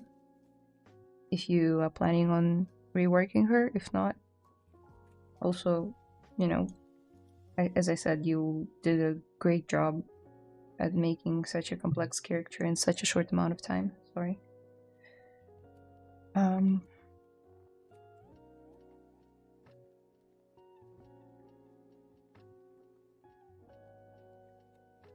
This looks great. Do you add thickness at the very end? Of clothing? Yeah. I tried to have low poly, one-sided as long as I can. Just makes me move around the model more freely without being constrained by thickness. It's very much like sewing patterns. Yes, very much like them. All Marvelous Designer user, yes. That's what I'm talking about. Because there would naturally be a seam there. If you look at your clothing, like whatever you're wearing right now, a t-shirt or shorts or pants, like there's a very visible seam here. So it wouldn't hurt for me to cut a UVs here, you know? Same, it's like going down my sides. And then, I mean, this dress is pretty complex, so not the best example, but it's right there for you. And if you cut it into pattern pieces, or like, what do you call it? Sewing patterns, right? When you put it inside substance for texturing, it will look natural when the texture of a textile interrupts at the seam, because obviously they are different pieces, so the texture will never line up perfectly, right? So it sells the idea, especially for realism, if any of you are working in realism, it sells the idea of it looking, you know, legit. Yep, moving shoulders to the sides will fix the proportions. By the way, shoulder pads are bigger in anime than I did. Yeah, they're huge, man. Huge.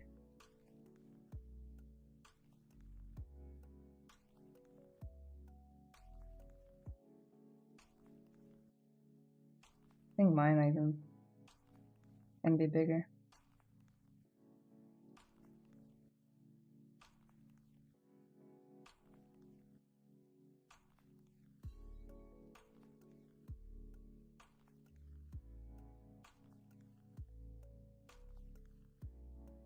I'm gonna stream for maybe another hour and then I'm gonna go.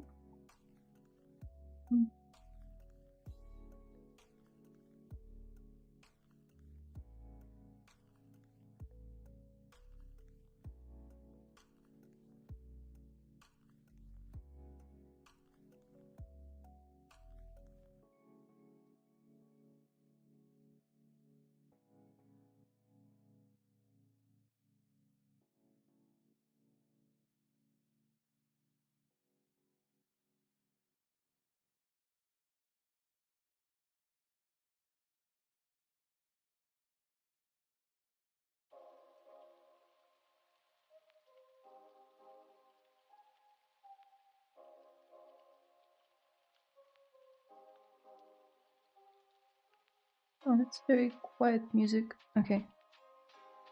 As I say that, louder.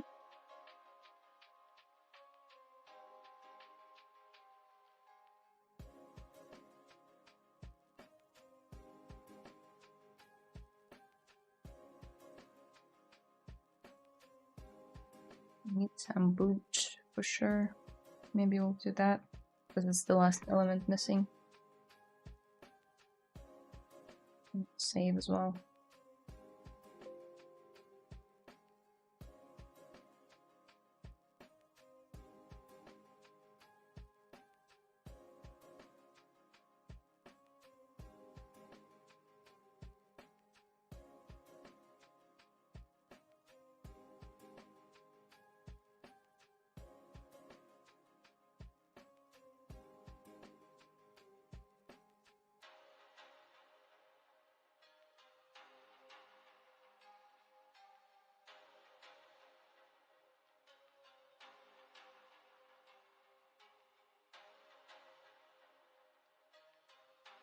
Have you ever done realistic braids? Must be more difficult than normal straight hair simulation.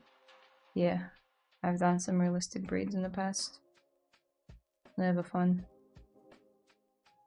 Do you mean like with actual grooming?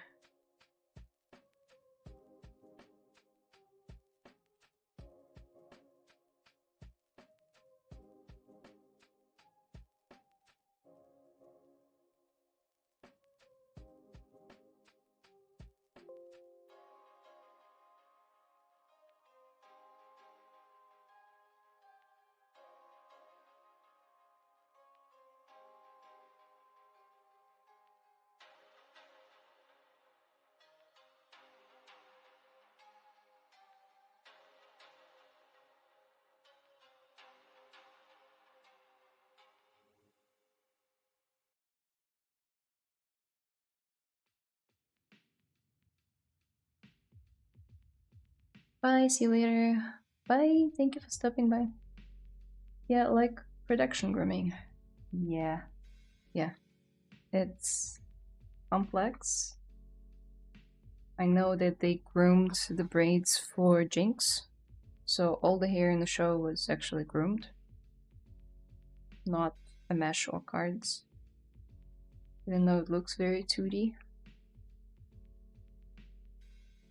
So I would love to pick technical artists' brain on how they set up the whole animating Jinx's braids versus simulating them.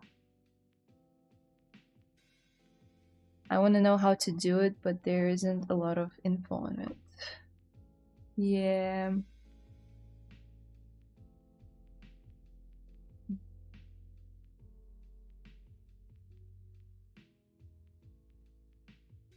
This guy comes to mind.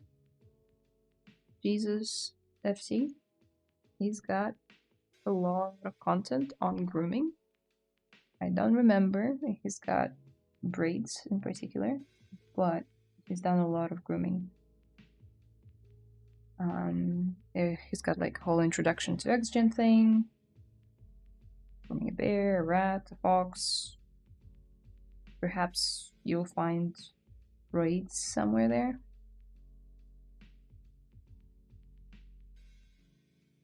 I remember learning from him how to groom. Not in person, just by watching his tutorials.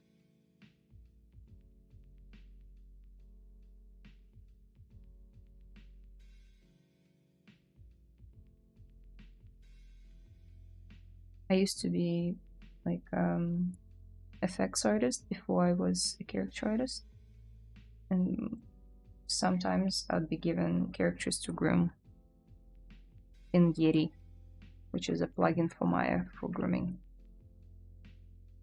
You know, it's interesting and challenging, but also fun. So no regrets doing that. Okay, for shoes. How do we mod for shoes?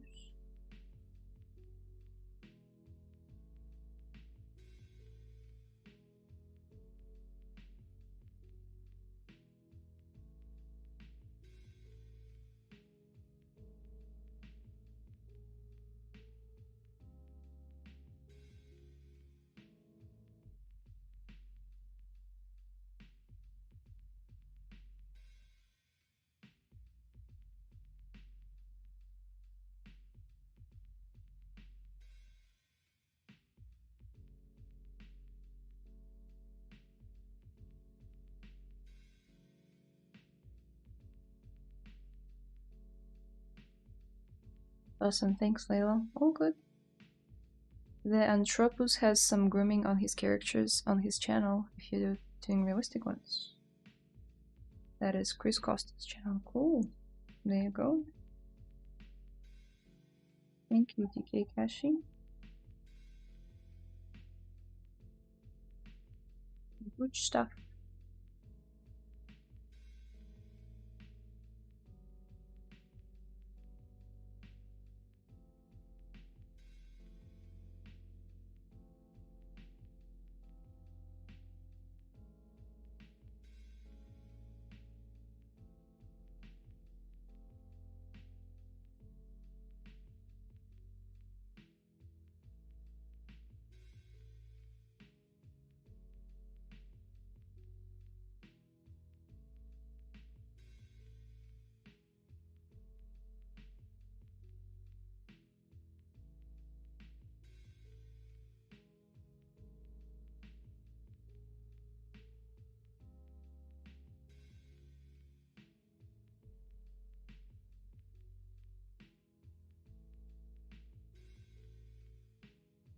Okay.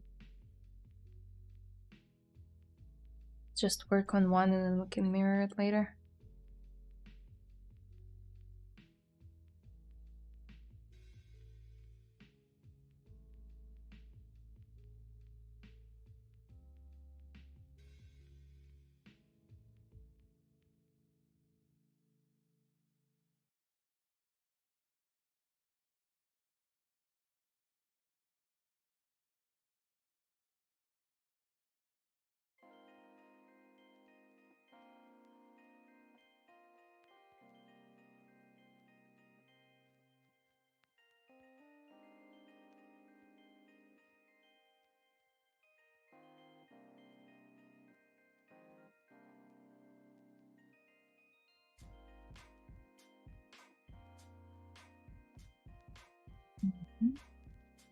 Using next gen. 2 a.m. here, so I'm heading off. Thanks for the stream, Layla. Had a bit of burnout lately, and this helped me get inspired again. Thanks again. Oh, I'm sorry to hear that. Thank you for stopping by and staying until 2 a.m. Gee. Yeah. Miss you in Discord. So once you're back and recharged, would be nice to see you there with your artworks.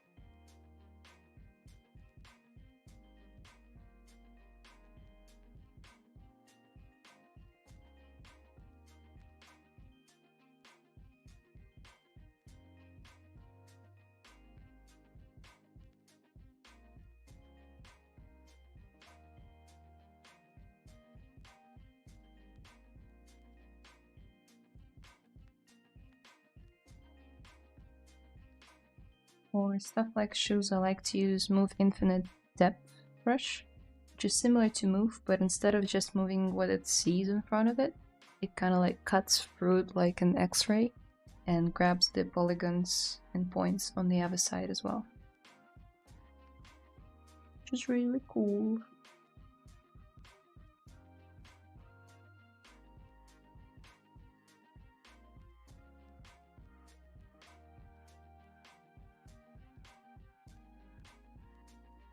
Looks like her heel coming out of... Huh.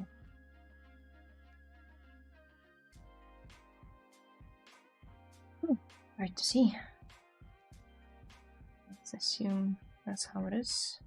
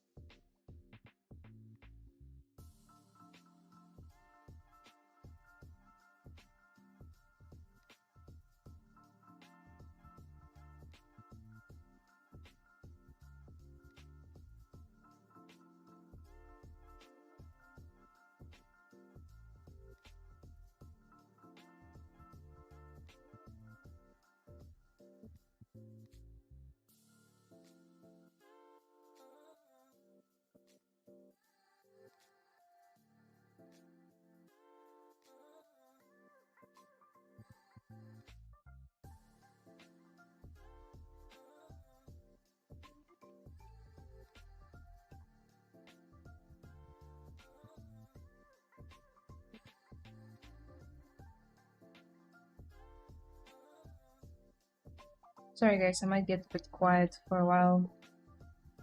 I do that when I get in the zone. But if you have any questions, please drop them in the chat.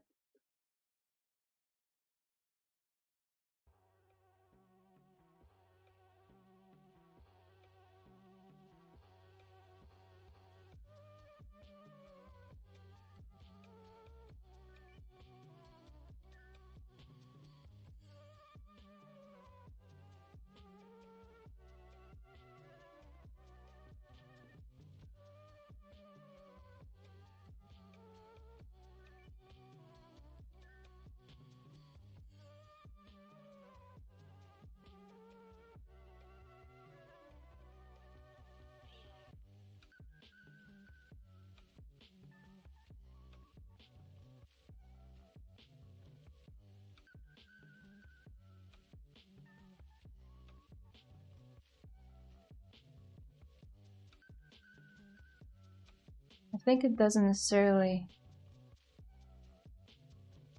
isn't necessary to say, but I actually spent on Layla a really big amount of time, something like 100 hours in 4 weeks, and base model and even textures were taken from Jinx I did earlier. I see. 100 hours, that's, yeah, it's a lot of time. It's just, and I can tell. I mean, it's a full pipeline of the character. It's a lot of work. And don't feel ashamed to share it. I think transparency is very vital for our industry, our industry's health. A lot of people only see Instagram reels nowadays, which are 30 to 60 seconds long, and everyone thinks that everything's done so quickly. Reality is very different, however, and you are given ample amount of time in the studio to complete your task. And if you're struggling, you're not gonna get fired. That would be a bad studio. You would get help. So I think being transparent about how long it normally takes to get a character done is very important. Would you guys agree? Do you feel pressured to work fast at your job? Or do you feel like you need to work fast? I mean, like, my first question was like, do you feel the pressure from the management to be speedy, or do you feel that pressure from yourself? And it doesn't have to be just 3D related if you don't work in the field yet and you're just watching the stream.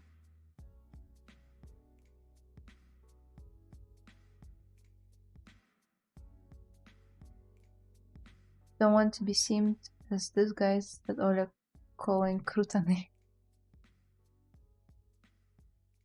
I think you are krutan. And for those who don't speak Russian, it means like the cool one. Like, yeah. It's a sweet way of saying that you're awesome.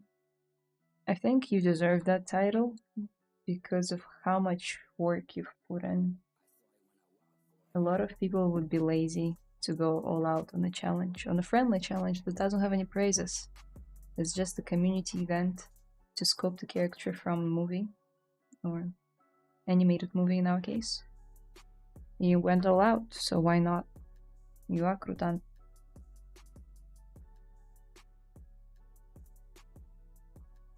I think Ola means it. He's not just saying it to be nice.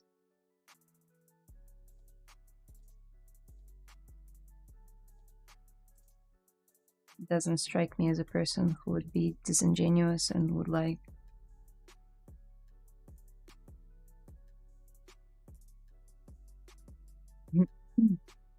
oh no, think. I mean,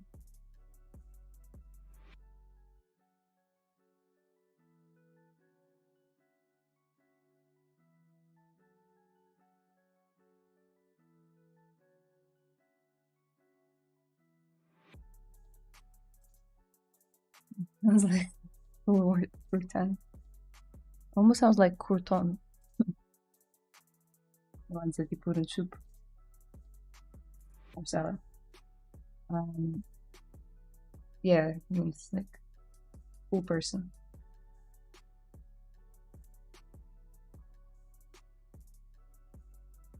But you don't put cool people in soup or salad. You know, not to get confused.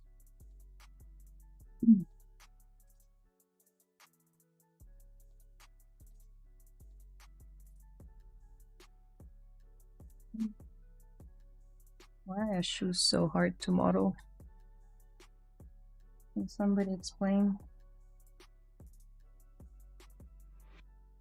how something so simple that I see every day and I put on my feet every day is so tricky to sculpt? Every time it comes to me sculpting shoes, like I've unlearned how to sculpt.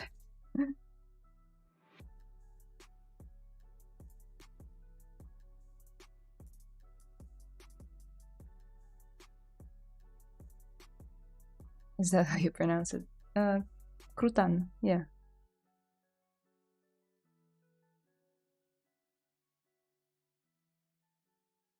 A lot of my projects are incomplete, like I modeled 2 characters before starting retopologizing one, and now do the same for UV mapping, retopologize several characters at the same time before UVs. Interesting. So you're kind of like a factory machine of characters. That's cool. Does it work for you?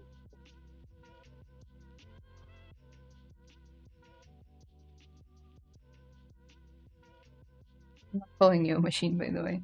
More like your approach is.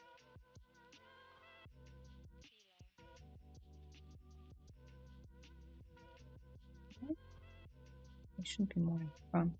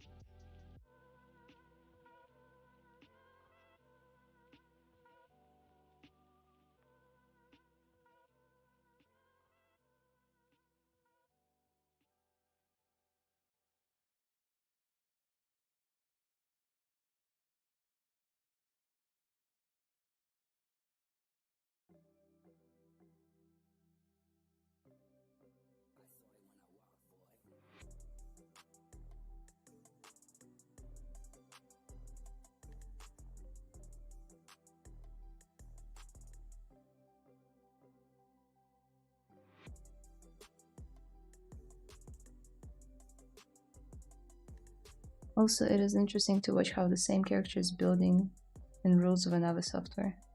I see. Were you using Blender for sculpting?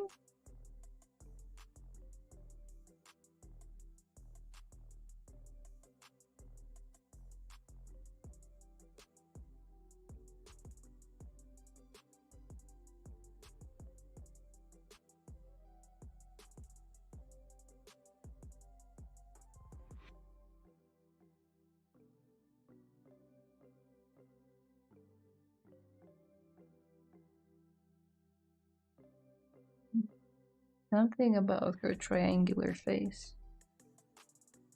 What is it?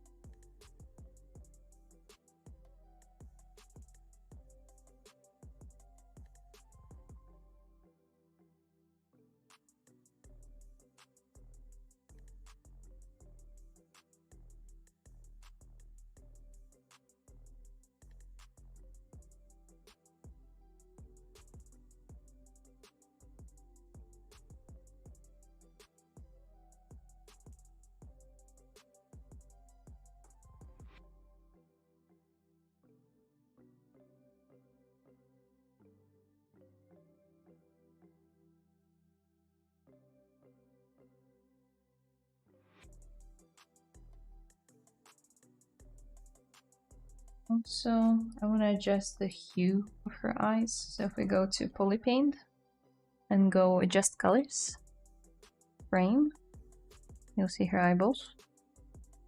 Creepy. But if you drag the slider, you can change the hue.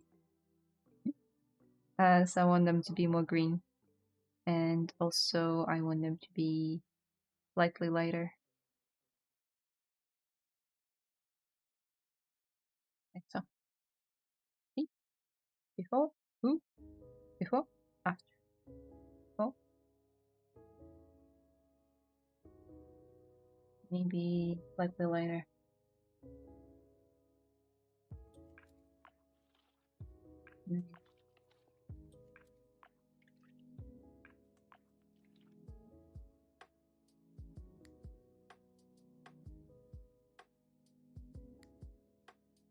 Not gonna lie, it has its cons, makes it hard to concentrate on one thing, but then it helps me save time when I don't know how to start or continue my approach in the pipeline instead of just waiting. Too many times Fortiche modelers did say they were making all in Maya, rough modeling, and so on that I passed and tried it out. Yeah, when I found out that all the characters in Arcane were modeled by hand, I was like, what? I mean, a round of applause for them. I mean it. But why? I guess they had their reasons, but I'd always choose ZBrush over poly modeling in Maya. Maybe it was faster for them, maybe their team consisted out of people who were much faster poly modelers than sculptors. You don't know. Plus they relied heavily on textures, right? So a lot of information was actually not sculpted in, it was textured in. You know, it worked. Characters look amazing. Who am I to say anything?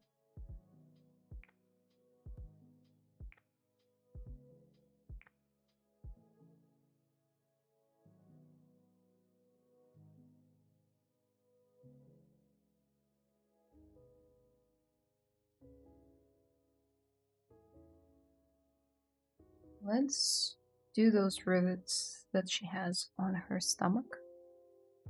But before we do that, I'm gonna do a quick couple minute bathroom break. I'm also gonna pour myself some water, and then we'll go on for another half an hour, and then it will be 3 hours of streaming, and I'll have to go. But I'll be right back.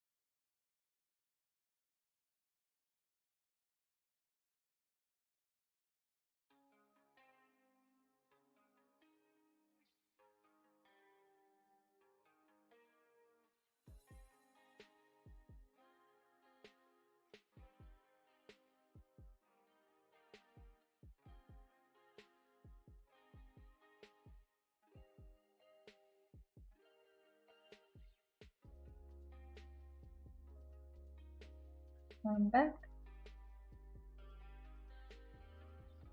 Okay. What did we do in half an hour?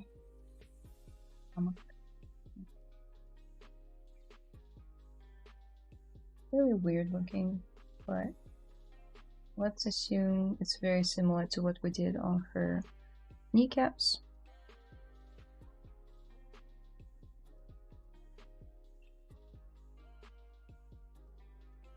Welcome back. Thank you.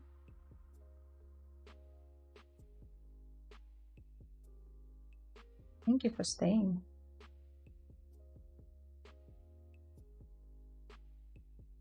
Freeze.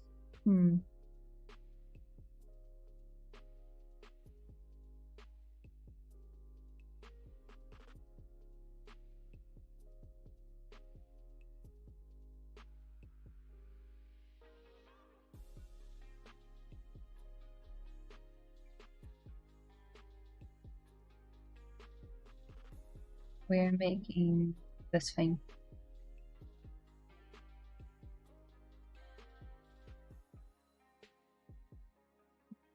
Bigger.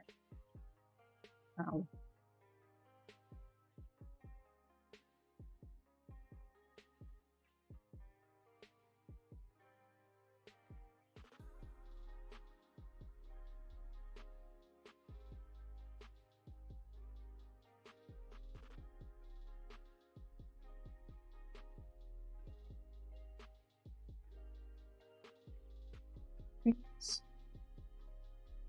Now, how many sections does it have? 1, 2, 3, 4, 5, 6, 7. 7. Okay.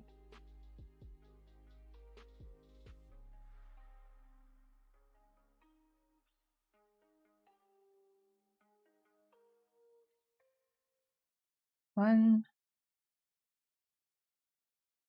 2, 3, 4.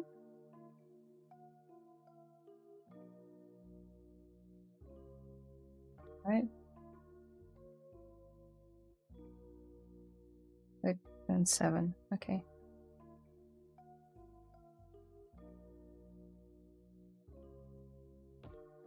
Neat.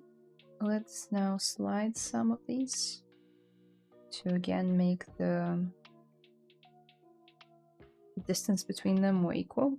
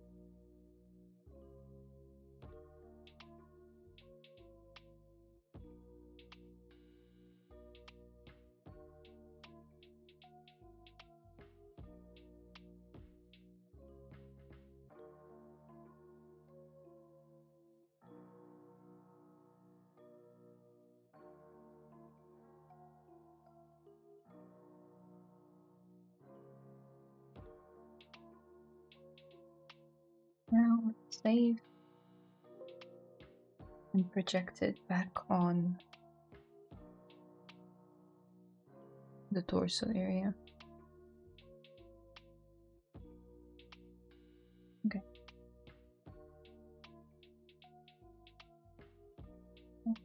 Project. Do we need this one? Not really. Nope. Wait. And delete.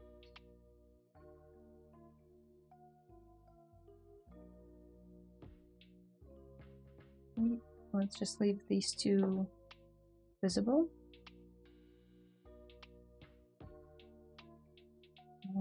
Bring these down. Bring these up. Projectile. Marvelous. Great. Oh.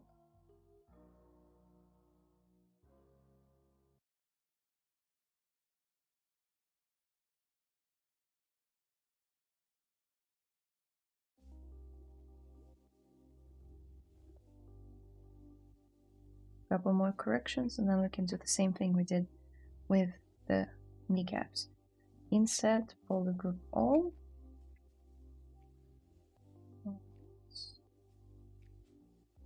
First of all, get rid of these.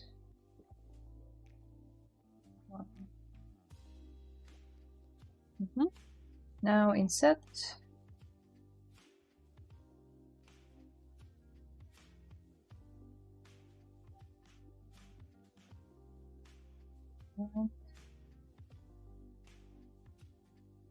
Erase all.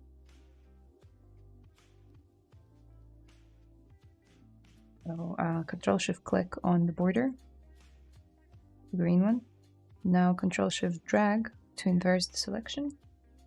Then Control-W to create a new polygroup for the whole thing.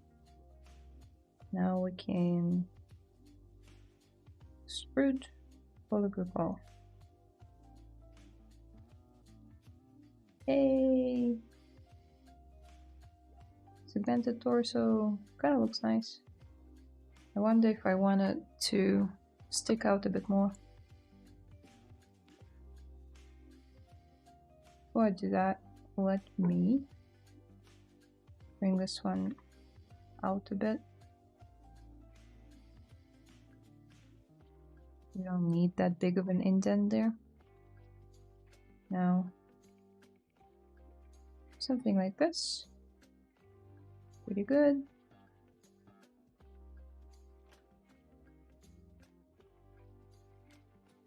Okey-dokey.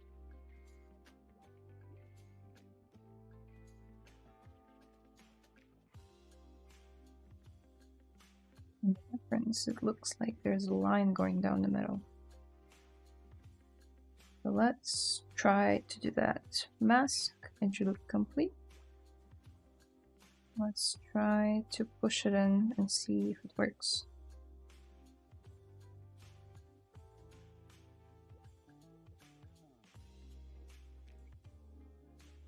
Not quite. You can try creasing it. And then wiggle edge loop.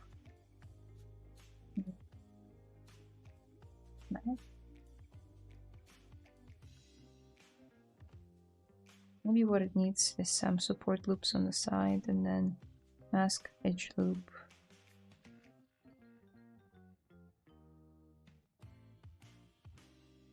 And bring it in slightly. Hard to see with this material, but you can kind of see with this one. Yeah, I like it. Now we can go increase, maybe even push it even more. Oop. Increase, we can convert that crease into an actual geometry with setting the resolution and dragging down the slider for the bevel. There you go.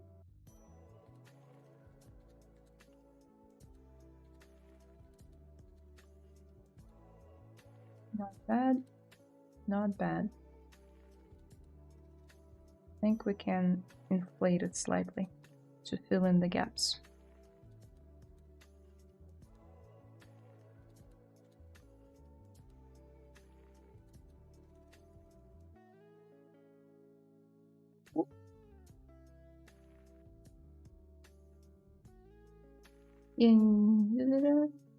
Yeah, it's interesting, really like it. Somehow it gives the same level of creativity as the sculpting, but at the same time modeling gives you more control. I see. By the hand, can't believe they aren't using sculpting tools in Maya. I have no idea how to make human body without them. Yeah, well, they are stylized, so I can kind of imagine how they did it, but still, it's a lot of work and good knowledge of anatomy.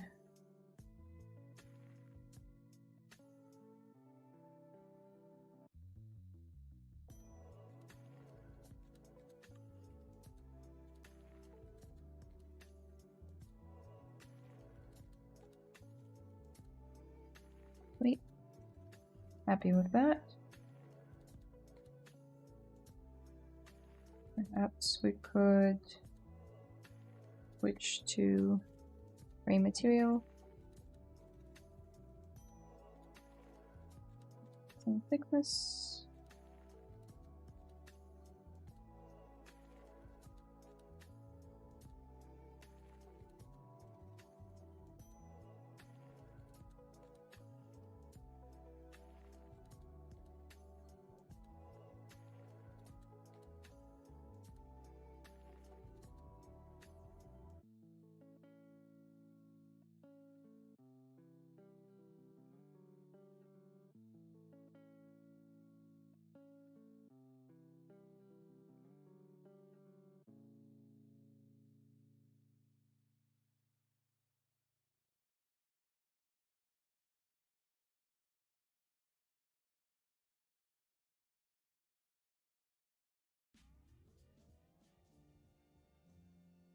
All the animals come out at night.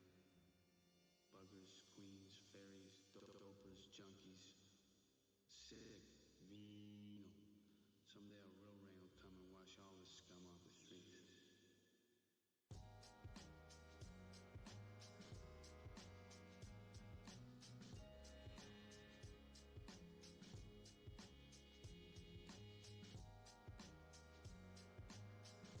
Okay.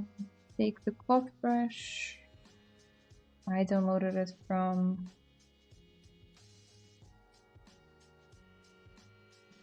Shane Olsen's pack, I believe.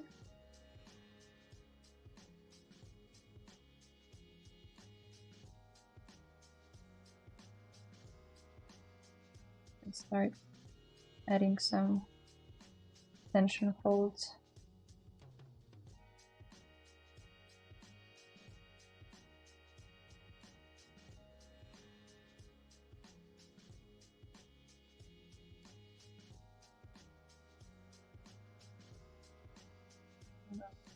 Do it too much because I will want to add some tension folds after she's posed, since it's not gonna be character for production, more of like a statue.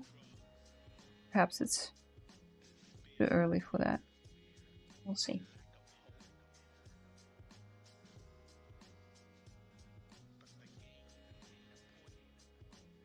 Looks great, thank you. Nice to meet you, Layla Viscu. Hello, Ezra's. Welcome, nice to meet you too. Oh, I was told the other day, because if you follow me on Instagram, in the past month or so, I started posting more pictures of my face, and what I look like, you know? And in one of the stories I said, hey, by the way, this is my face. I wasn't posting it here for reasons of like keeping my profile very professional and art oriented. Everyone was really, you know, supportive of that, of me showing more of my personal life.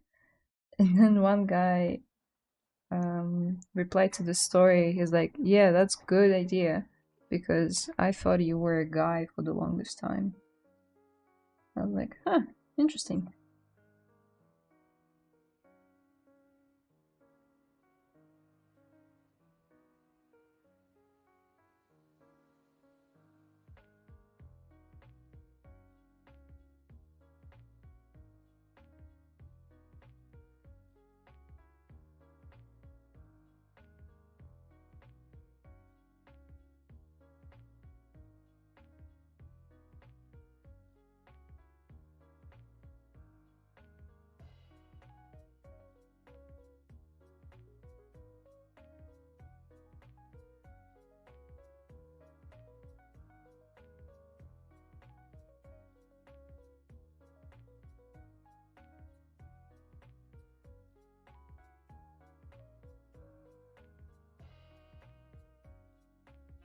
Just looking at the reference, I think the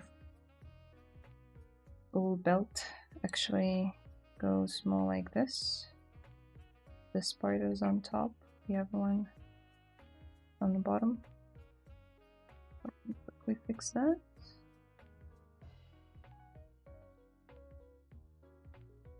We have about 10 minutes, guys, so if you have any questions about ZBrush or 3D in general, I'm here to answer them.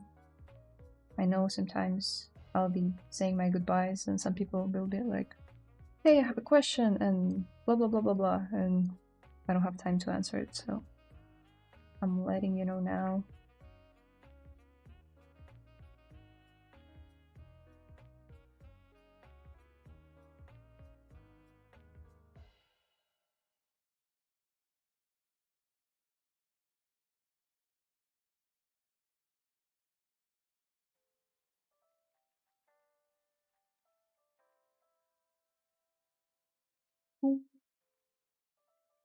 At this belt, it's hanging so low.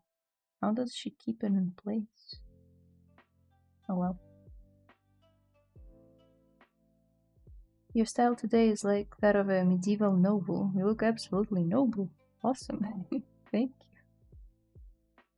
That is very interesting. Never heard any guys named Layla. Oh, I'll be the first. Maybe they didn't register that Layla and Viscu is a name and a surname. Maybe they thought it was just a nickname.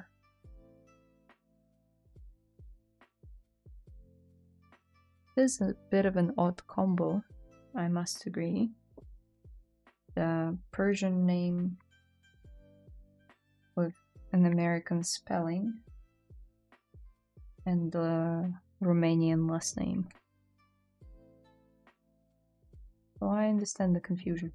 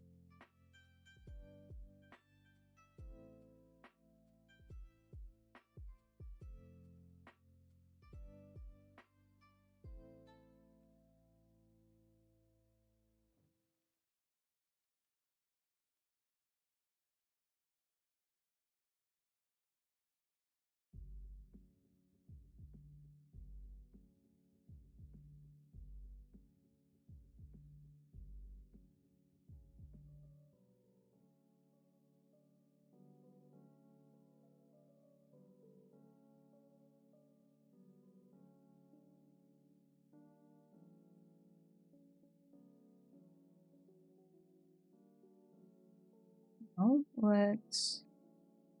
let's explain why I used poly grouping here. I used it so I can go to masking and mask by feature and choose groups, and this will plop down this little mask, but it's also doing it to these edges, which is not what I want.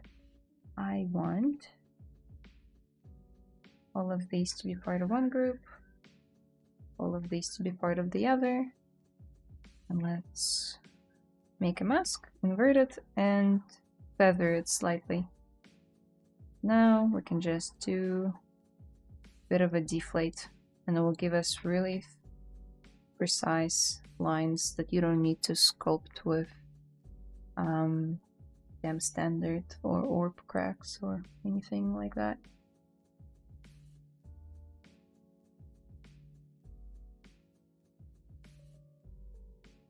Did you create the clothing in your model using extract? Kinda, yeah. I just don't do extract, I duplicate the mesh and then create a polygroup out of the mask and then delete hidden. Basically what extract does, but with extra steps. Why do I do it this way? I'm just used to it. But extract does exactly the same thing. Yes, I extracted them from the mesh. Speaking about names, I don't even know where my last name originated from. I think someone along my bloodlines made it up. Well, you could Google it. I'm sure there are resources out there that can like track down where your last name came from.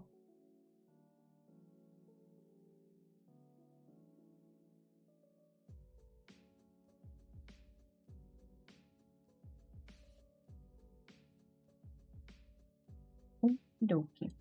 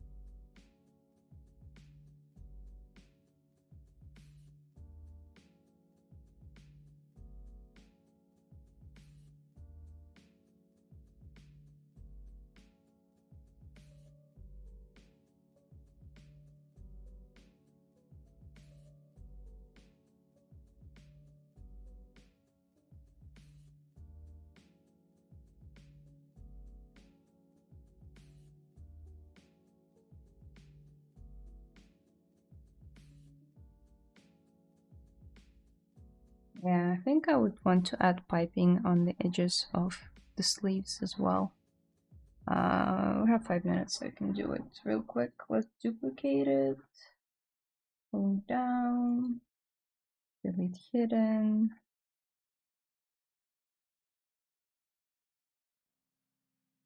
Kinda want it here. So I just crease this edge. Go to stroke and frame stroke. For functions, frame by creased edges. Now disable the symmetry. Go and select your curve brush of choice. For me, it would be just curve tube. And plop it down.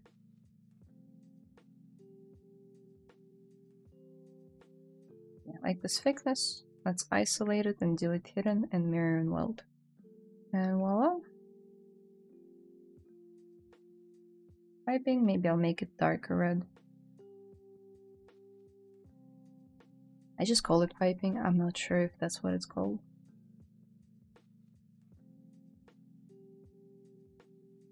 Not this last name, haha. Not the one on the nickname, the name that you have on YouTube.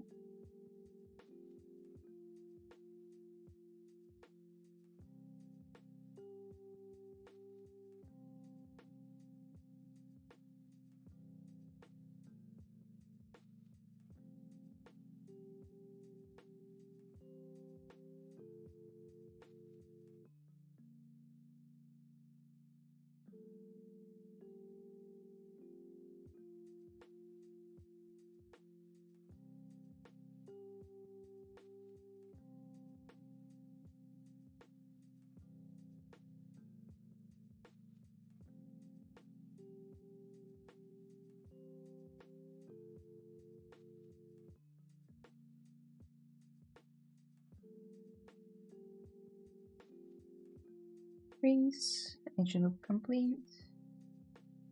Freeze, slide. There you go. Insert.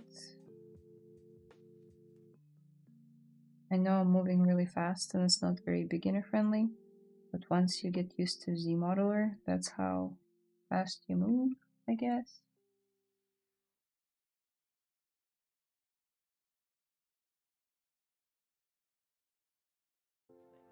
I don't think that, I mean, on this question of health, I don't think people should be loaded Okay. Pretty happy with them.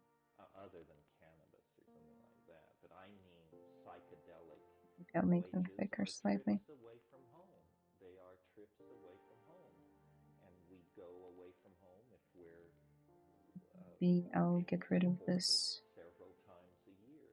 That one sounds about right. and add some The support other loops thing I'm not here a and fan here. of, and I suppose I should say it, and then Basically I'll like let you greasing. go, is I do not believe, Here. as a rule, I mean, I would break the rule in some cases, but as a rule, I think it's bad to combine drugs.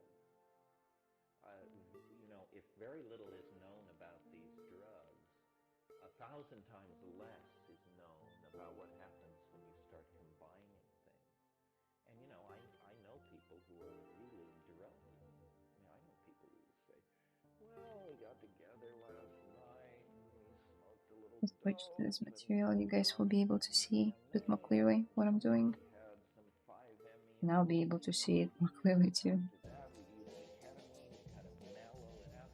Well, if you were to tell me that these people died of coronary thrombosis or stroke or anything else, I wouldn't be surprised. I mean, that's nuts to pile one drug upon another like that. And then they say, "Oh, well, how was it?" There you go. Far out, man. Whoa, my God. That's the progress on the jacket for now. That combination anytime soon, so I hope you took good notes. No, I think high doses of pure compound, high doses, heroic doses. Find out the LD50, the drugs you're interested in, so that when you're in there and your mind tells you, well, now you're going to die, you can at least have a dialogue with it Okay. about how that's impossible because you That's only a bit took of an odd one. 1/200th of the lethally effective dose. If you don't know what the lethal dose is and your mind starts telling you you're dying, you're just its creature to play with. I won't do that. I want ZBrush to crash. Very important to inform yourself Yep. of the pharmacology, the botany, the ethnomedical dimension, Thank you, Dime Bye. Thank you, Mago Score. And I think I'll be ending it here as well because it's 2:59 since we started streaming. 2 hours 59 minutes. I mean, here is the progress that we made.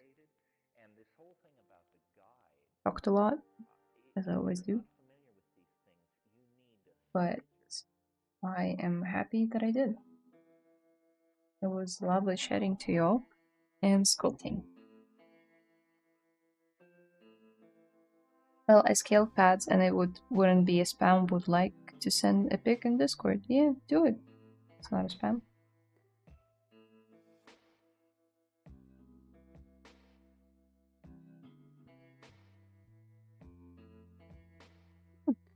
Alright, we're on it. Thank you for the stream. Great progress. It's looking great. Thank you, Kashi. Always incredible seeing you work. Thank you, Eliash. In my work, I consistently evaluate whether my methods are appropriate and whether I'm proceeding correctly. What is your opinion on this approach?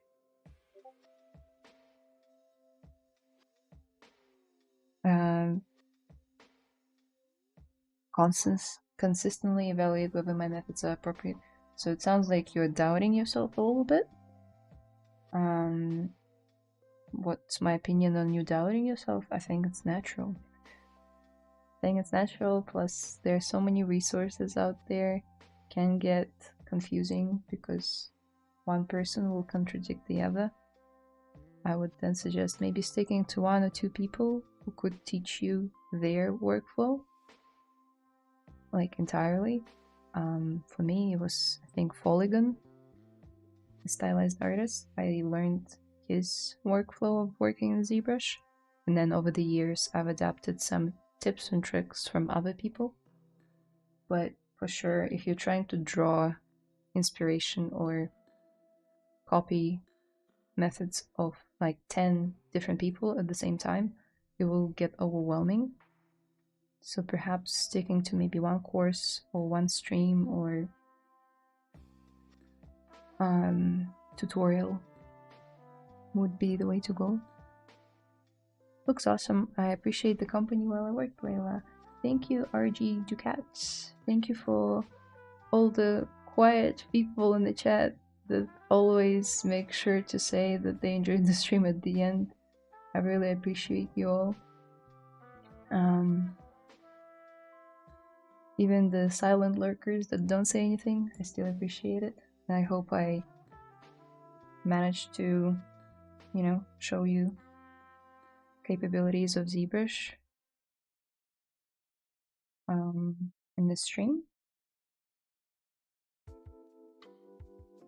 Too late. Thanks for feedback. Have a nice day. Drop it in the chat anyway. Oh yeah, I see it. Yeah. It looks cool. I think that is the muscle that she needs. Needs to, you know, drink them protein shakes. Eat that protein and put on some weight and some muscle to get closer to Layla from the animated movie. I miss following on streams. Yeah, they were great. I watched every single one. Every single one. When I was learning ZBrush, I watched every single Polygon stream. And every single tip and trick that he showed, I was glued to the screen. It was like, how did you do that? And then many other people like mentioned Oля Anufrieva. It was a great inspiration. If I could find it and quickly show what people have done for this challenge of Vampire Hunter D Bloodlust, I will. Let me see if my computer will cooperate. Main title of what people were we're gonna do. This was an amazing sculpt of one of the main female protagonists. Yeah. This one too. This was the antagonist. Also really cool.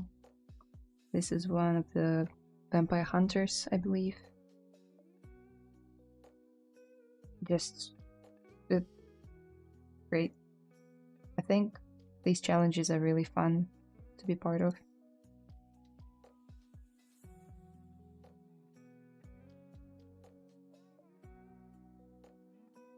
Oh, there you go. Layla.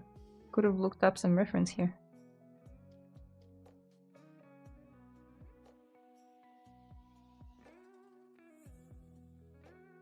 This is awesome. Cool pose.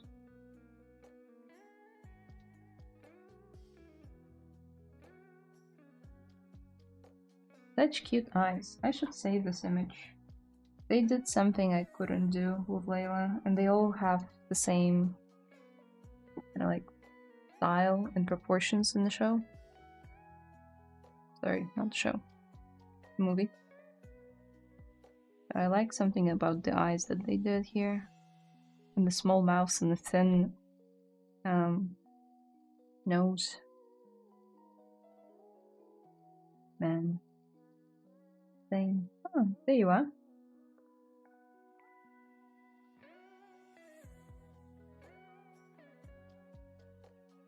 So many artworks.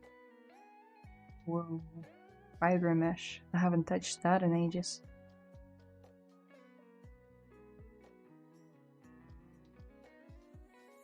Well, I watched a lot of streams, but I never said a word. Learned a lot from them. What country is the VK from? I think it's a Russian version of Facebook. And that's where Ola's like community is at. It's also on YouTube, I believe, and somewhere else. Telegram? It's hard to catch her sometimes. Especially with the time difference. But if you can, he goes by Helga on YouTube as well. Somewhere. Yep. Here.